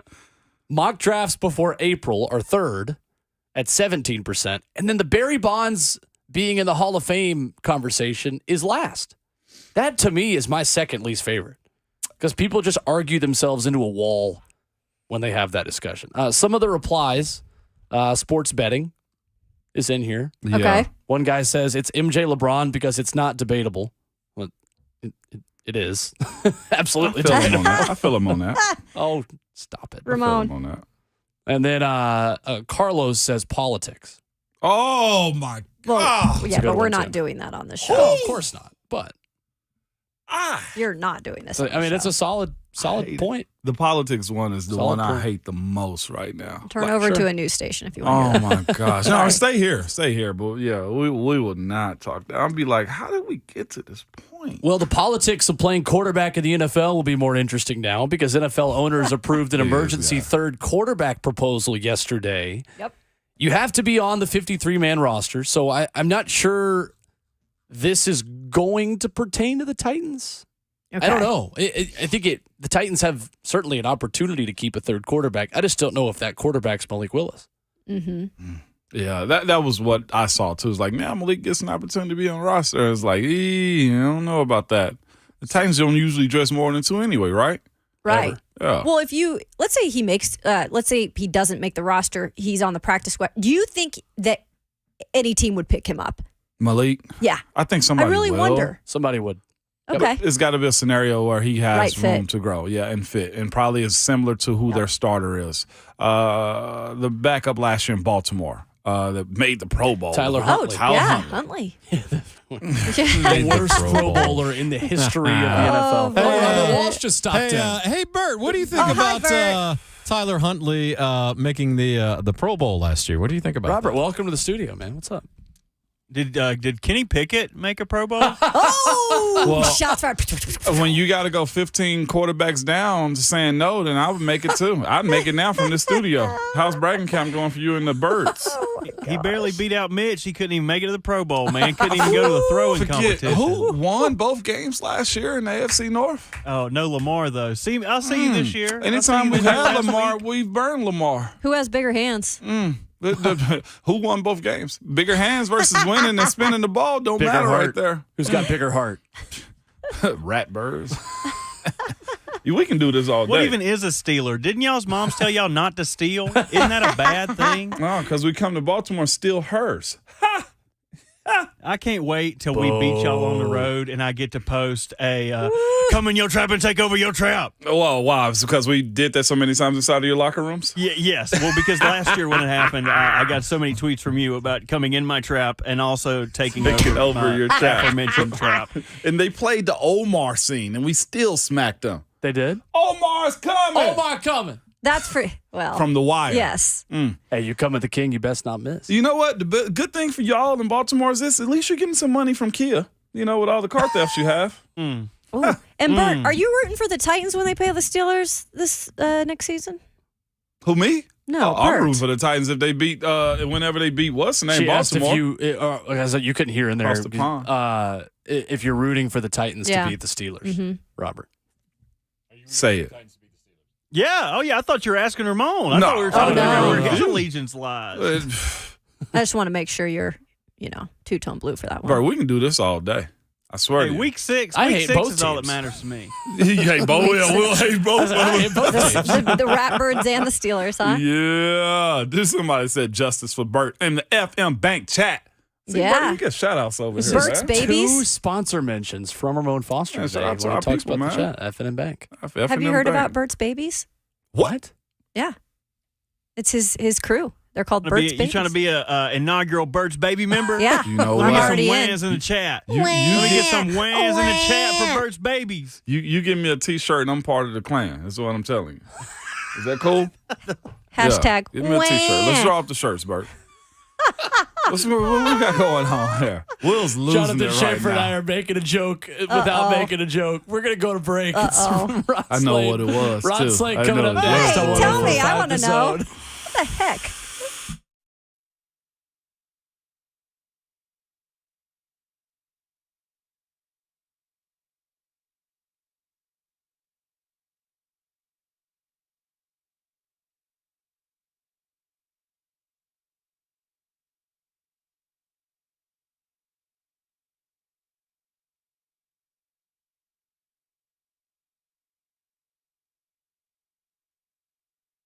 Hey.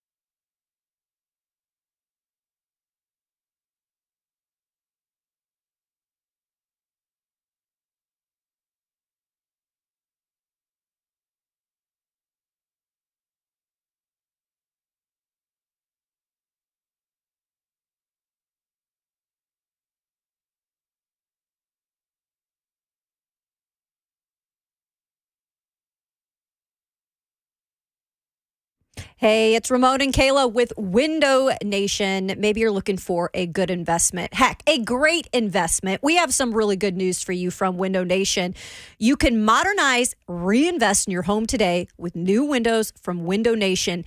Now, they have their best deal of the year, but it is only until the end of May. So make sure you get in on this now. Get 0% financing for 5 years. That's pretty much unheard of. 0 interest for 5 years. On top of that, Window Nation will give you 2 free windows with every 2 you buy. You can protect, increase the value of your home today. We all want to do that right here in Middle Tennessee, and you can go online to check it out at windownation.com. And Kayla, they're probably thinking, why Window Nation windows? Well, let me tell you about this. You can save up to 30% on your energy bills, increase the value of your home by up to $12,000 too. And if your windows are sticking, drafty, crack, hard to open, or locking when they close, then yes, you need new windows, okay? Do as Kayla and I told you.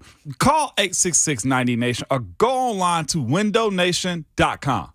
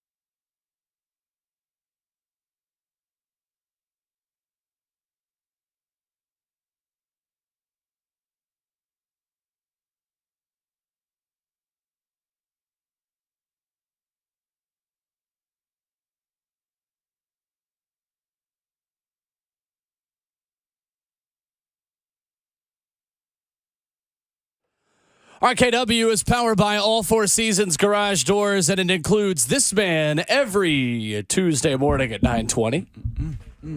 VFL. Yeah. 3HL.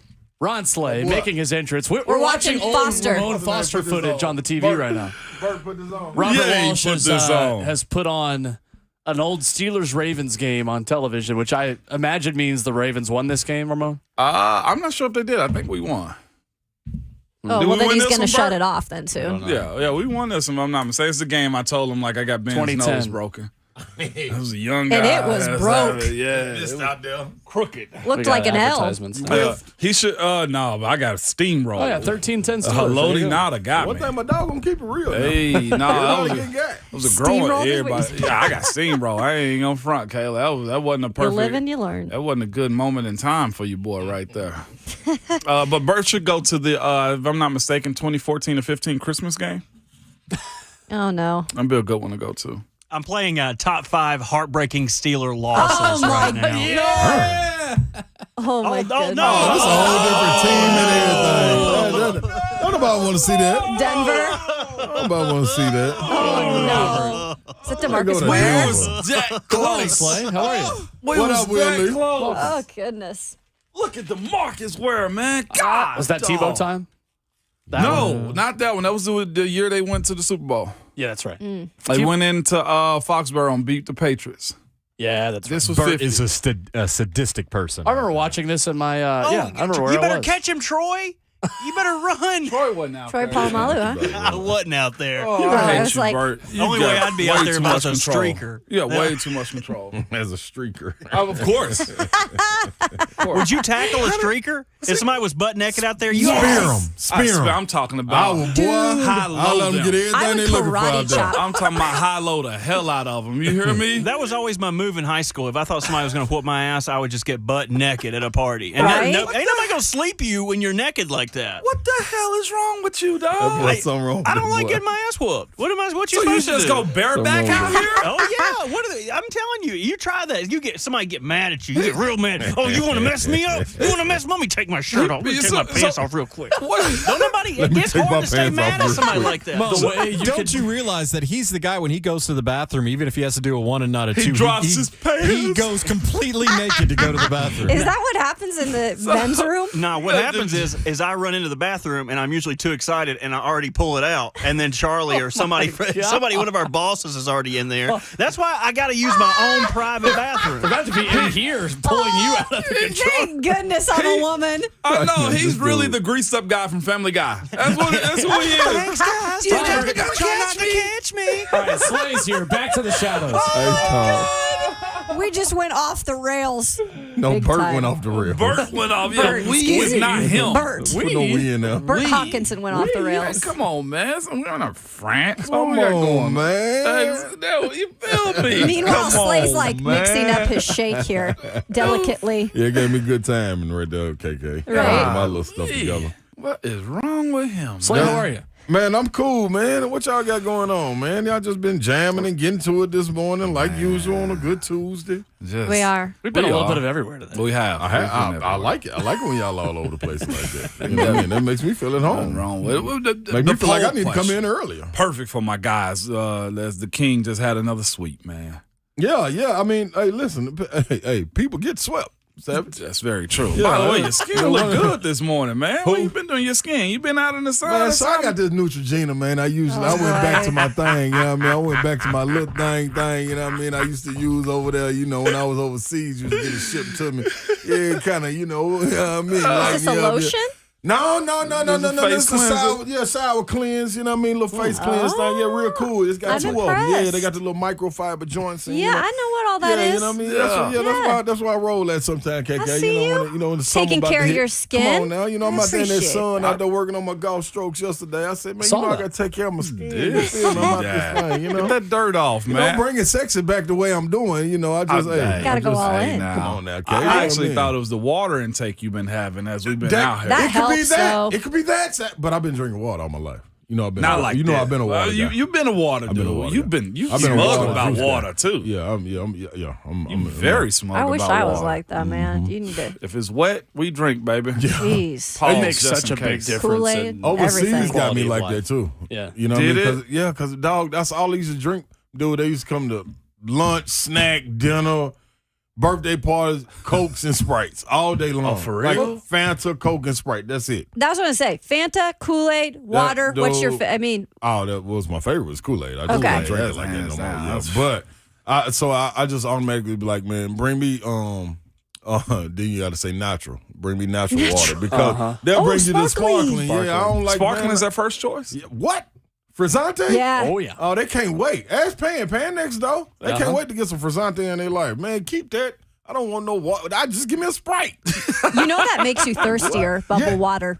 It does, you guys. Tell them. I'm trying to tell them. really Like, does. dude, why would I drink this, man? Bring me some Naturale. No wonder no endurance Yeah. athletes come out of Italy. Yeah. It's always That's dehydrated. why. That's why, right The there. more you know. Thanks. All they do is drink that. Do you get as tired of the MJ LeBron conversation as I do? Yes, I was tired of it like 3 or 4 years ago. Me too. And the whole reason is like because you can't uplift the other without putting the other down. Exactly. You know what I'm saying? So you don't embrace what's going on. You don't take time to treasure just exactly what you're viewing because you're so enamored on putting the other guy so high. You know what I'm saying? I mean, it's the same thing like when Mike came along, what they did to Dr. J. You know what I'm saying? Like you ask anybody from that era, and they're gonna say Dr. J was the greatest thing moving. You know, same thing for Russell and Shaq. I mean Russell and Wilt. Yeah. Same thing. You know, Kareem come along. People like, man, Wilt the best thing since sliced bread. Kareem come along, do what he does, and they're like, oh man, Kareem, he good, man, but and they don't want to give him props. Same thing with Shaq come along. They don't want to give him props because of Kareem. It's as the world turns, man. Yeah, it's irritating me, and I don't think it's fair because one is still playing. You know what I'm saying? If they not both done, then how can you compare? If one is still ascending or descending, it don't matter. Like give them a chance to let everything play out, and then you see. And it's been going on for a while. Exactly. It's the silliest thing to me, KK. I mean, like, it's crazy. When did this switch happen where we feel like we needed to always rank and compare before the body's even cold? Because, like, we're within 20 minutes of this game ending, and I'm already seeing, like, well, MJ never got swept in the conference finals. Like, yeah he got swept in the first round. Like, what are we? Any argument you're going to make in ranking guys immediately, right. You're going to leave out details and context in favor of the other one. So when did this become a thing? I think it's always been a thing. Will. I think since competitive sports took place, I think it was always a thing. Once you get a champion in something, it's the next one that comes along is always going. Whoever their fan base is that likes them is going to say they're better than the last one. You know what I'm saying? Like you look at that's when you start getting into the details, and when you're talking basketball, you're talking NFL. That's why the 72 Dolphins always got a conversation. You know, they always got a conversation. You know, that's why the Patriots like, man, if they can just get it done, they would have been the ones. But it's always nobody be better than the 72 Dolphins because they went undefeated. And it's like, come on, y'all, like it just because they went. I mean, it is some better teams than them. You know what I'm saying? Right. I mean, record wise, yes, nobody has the better record than them. Yeah, you know what I'm saying, but.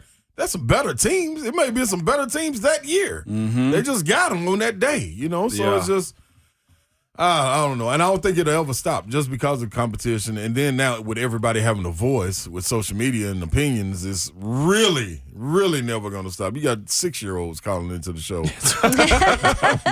Like Steph Curry. Like, no. Get back where you came from. You didn't watch Nazi history yet. How can we have this conversation? I like it. I like where you're going, but that ain't it. Yeah, man.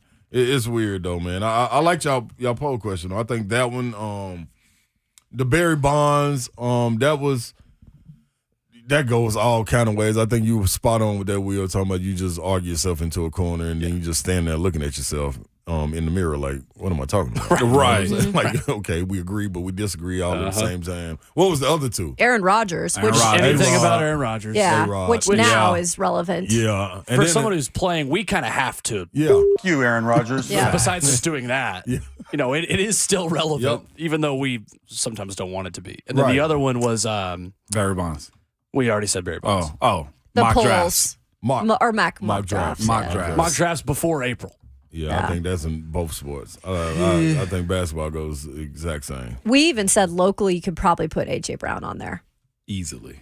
Yeah, because anytime we bring him up in any capacity, that's a sore spot. People are like, oh. Yeah. I mean, because before him, who did you have as that tier of a wide receiver? Oh, I was going to say that Tajay Sharp. They thought Corey Davis could have been that guy, but he never amounted to be that. There's been a lot taken. It's just like nobody had the production to be able to have a guy on that level, and it's like, darn, you let him go.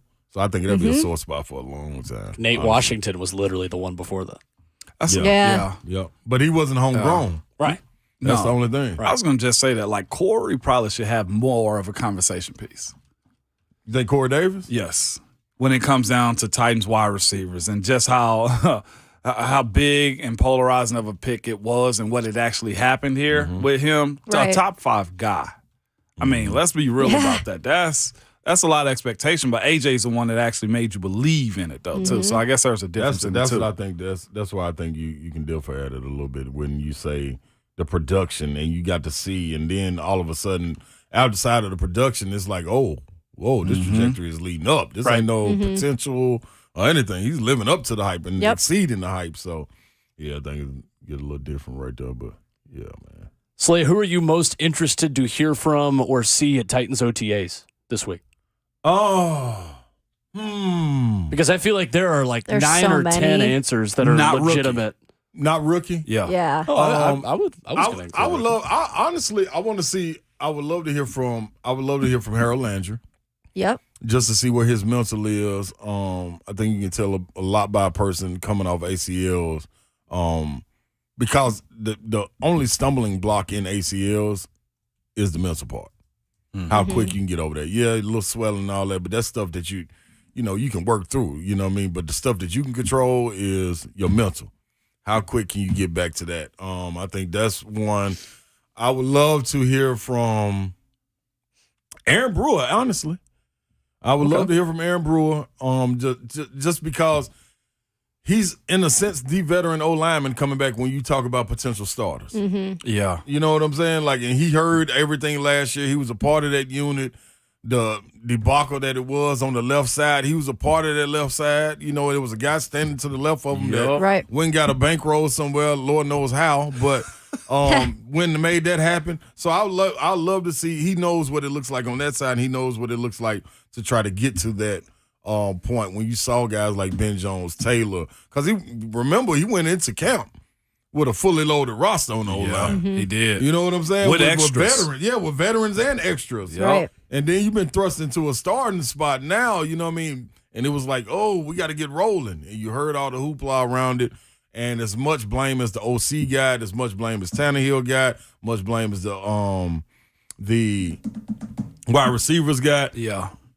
You look at it, and it's still, even if you had a gap on the O-line, you don't get judged as a singular individual on the O-line. You get judged as a unit. As a group, right? Yeah. You know what I'm saying? So I want to know where he sees that unit moving to with him being one of the elder statesmen now. Yeah, and offensive line coach Jason Hodeline, who is new, obviously. I've heard from several of the guys, including Aaron Brewer when he briefly talked to us a few weeks ago, and Daniel Brunskill, that like this guy is actually listening to them a little. Like it seemed like under I'm dropping his name right now. Keith Carter, thank you. It was pretty much my way or the highway, and it didn't relate to these guys. Like you clearly were starting to see maybe the problems with development too. Yep.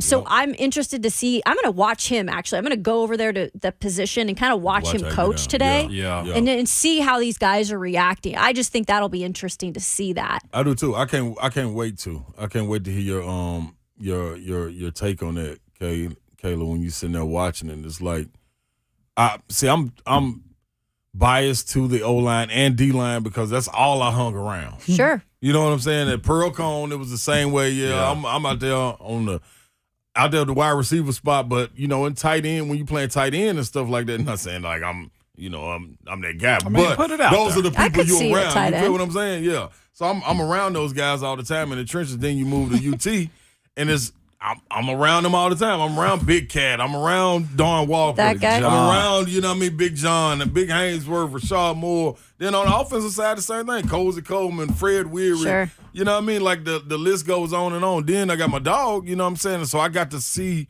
on high school level how it's run, college level how it's run, and then a real intact offensive line how it's run and how they talk about it. So to your point of them, the coach listening to them, you would not just pulling the curtain back a little bit, like you would hear that in O-line when they just talking. Right. You feel what I'm saying? Like, man, if you got a voice or not.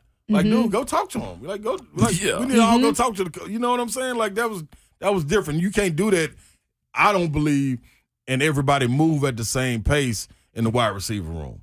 You know what I'm saying? Because you just one guy. You know what I'm saying? So you're gonna be doing your own thing individual such anyway. a unit. It's a unit, man. And for people to listen to it, I saw it. I got to see them go through a coaching change and another guy come in there. Like I got to see all that, so I'm biased to that. Mm-hmm. And that's something that I always kind of pay attention to, O-line and D-line, because you got to win in the trenches. Yep. So it's going to be interesting to see the steps they take. Something that was super shocking for me, though, real quick, was actually Did Derek. Will put his little finger up? Nah, I think he's about to make a point. Derek being in town. I didn't expect him this soon. Yeah. I did not expect Derek this soon. But I guess new offensive schemes, playbook, rhythm of what they got to do probably is why. I did not expect to see 22 walking out on the Titans social media yesterday. You know what, though? I wanted to bring this up on our show yesterday when we saw it. That lets you know, man, where the mindset is, man, coming off. Like, Tanier had to be here because he's doing rehab. Now, he could have left and did what he wanted to do. He didn't have to. He didn't. Yeah, that's what I'm saying. He didn't have to. He could have left and did what he wanted to, but losing 7 games in a row and these guys coming in, Kevin Byard being the exception, we kind of understand what's going on with that, but dog, that's saying something. You know what I mean? That's almost in a sense like coming off of what we wanted to see when they lost to the Bengals. We wanted to see Tannehill back in the room, back in what's the name of what part? St. Thomas. St. Thomas. So we wanted to see him over there, you know, and hear from him. Same thing coming. You lost 7 games in a row. You in the lead to win the division. Like you ain't got that luxury. You ain't got that luxury. Okay. So we know you vets, but for the vets to come in and be like, no, this ain't the culture. This ain't the standard that we set. This is not the taste in the mouth that we gonna walk away with. Right. We all coming in here and getting to work. That's good to see. That's good to see. It was. I wonder if Kevin Byard's here. We haven't seen any video from him, so my guess is no. We'll see today, but I am interested in that. But he has been working though. Yeah. Oh, yeah. Always. He's been over there, Lipscomb working. I've been peeping. I think they would have made it a point to say that he was there, like they did with Jeffrey Simmons, Ryan Tannehill, and Derrick Henry. Mm-hmm. If he was at St. Thomas Sports Park. Yeah. Somebody gonna get a flick of him. 100%. Yeah. I'm hoping 100%. Christian Fulton's there. Yeah. Because that's the guy I wanted to see, and I didn't see anything yesterday on their videos, but they didn't put everybody out there. If I'm not mistaken. That's the other part. Ooh. That's right. A lot of big-time storylines right now. Coming up, where you can go to see the NFL Draft in 2025 with Ron Slay, or just by yourself, or whoever. Maybe not with draft you. with me? Well, I mean, if you want to go, but just in general, we'll discuss the topic with you. I know. Okay, I was like somebody sending me. It's bad phrasing by me. Oh yeah, because I'm rolling if they send me. Mace, you heard that? I just saw Paul Mason out there in the hallway. It sent me to Vegas by myself last year. So did. You can send me anywhere by myself. How's Bragging Camp going? Pretty well. I stayed overnight there. Coming up next on RKW. I stayed overnight. I love it.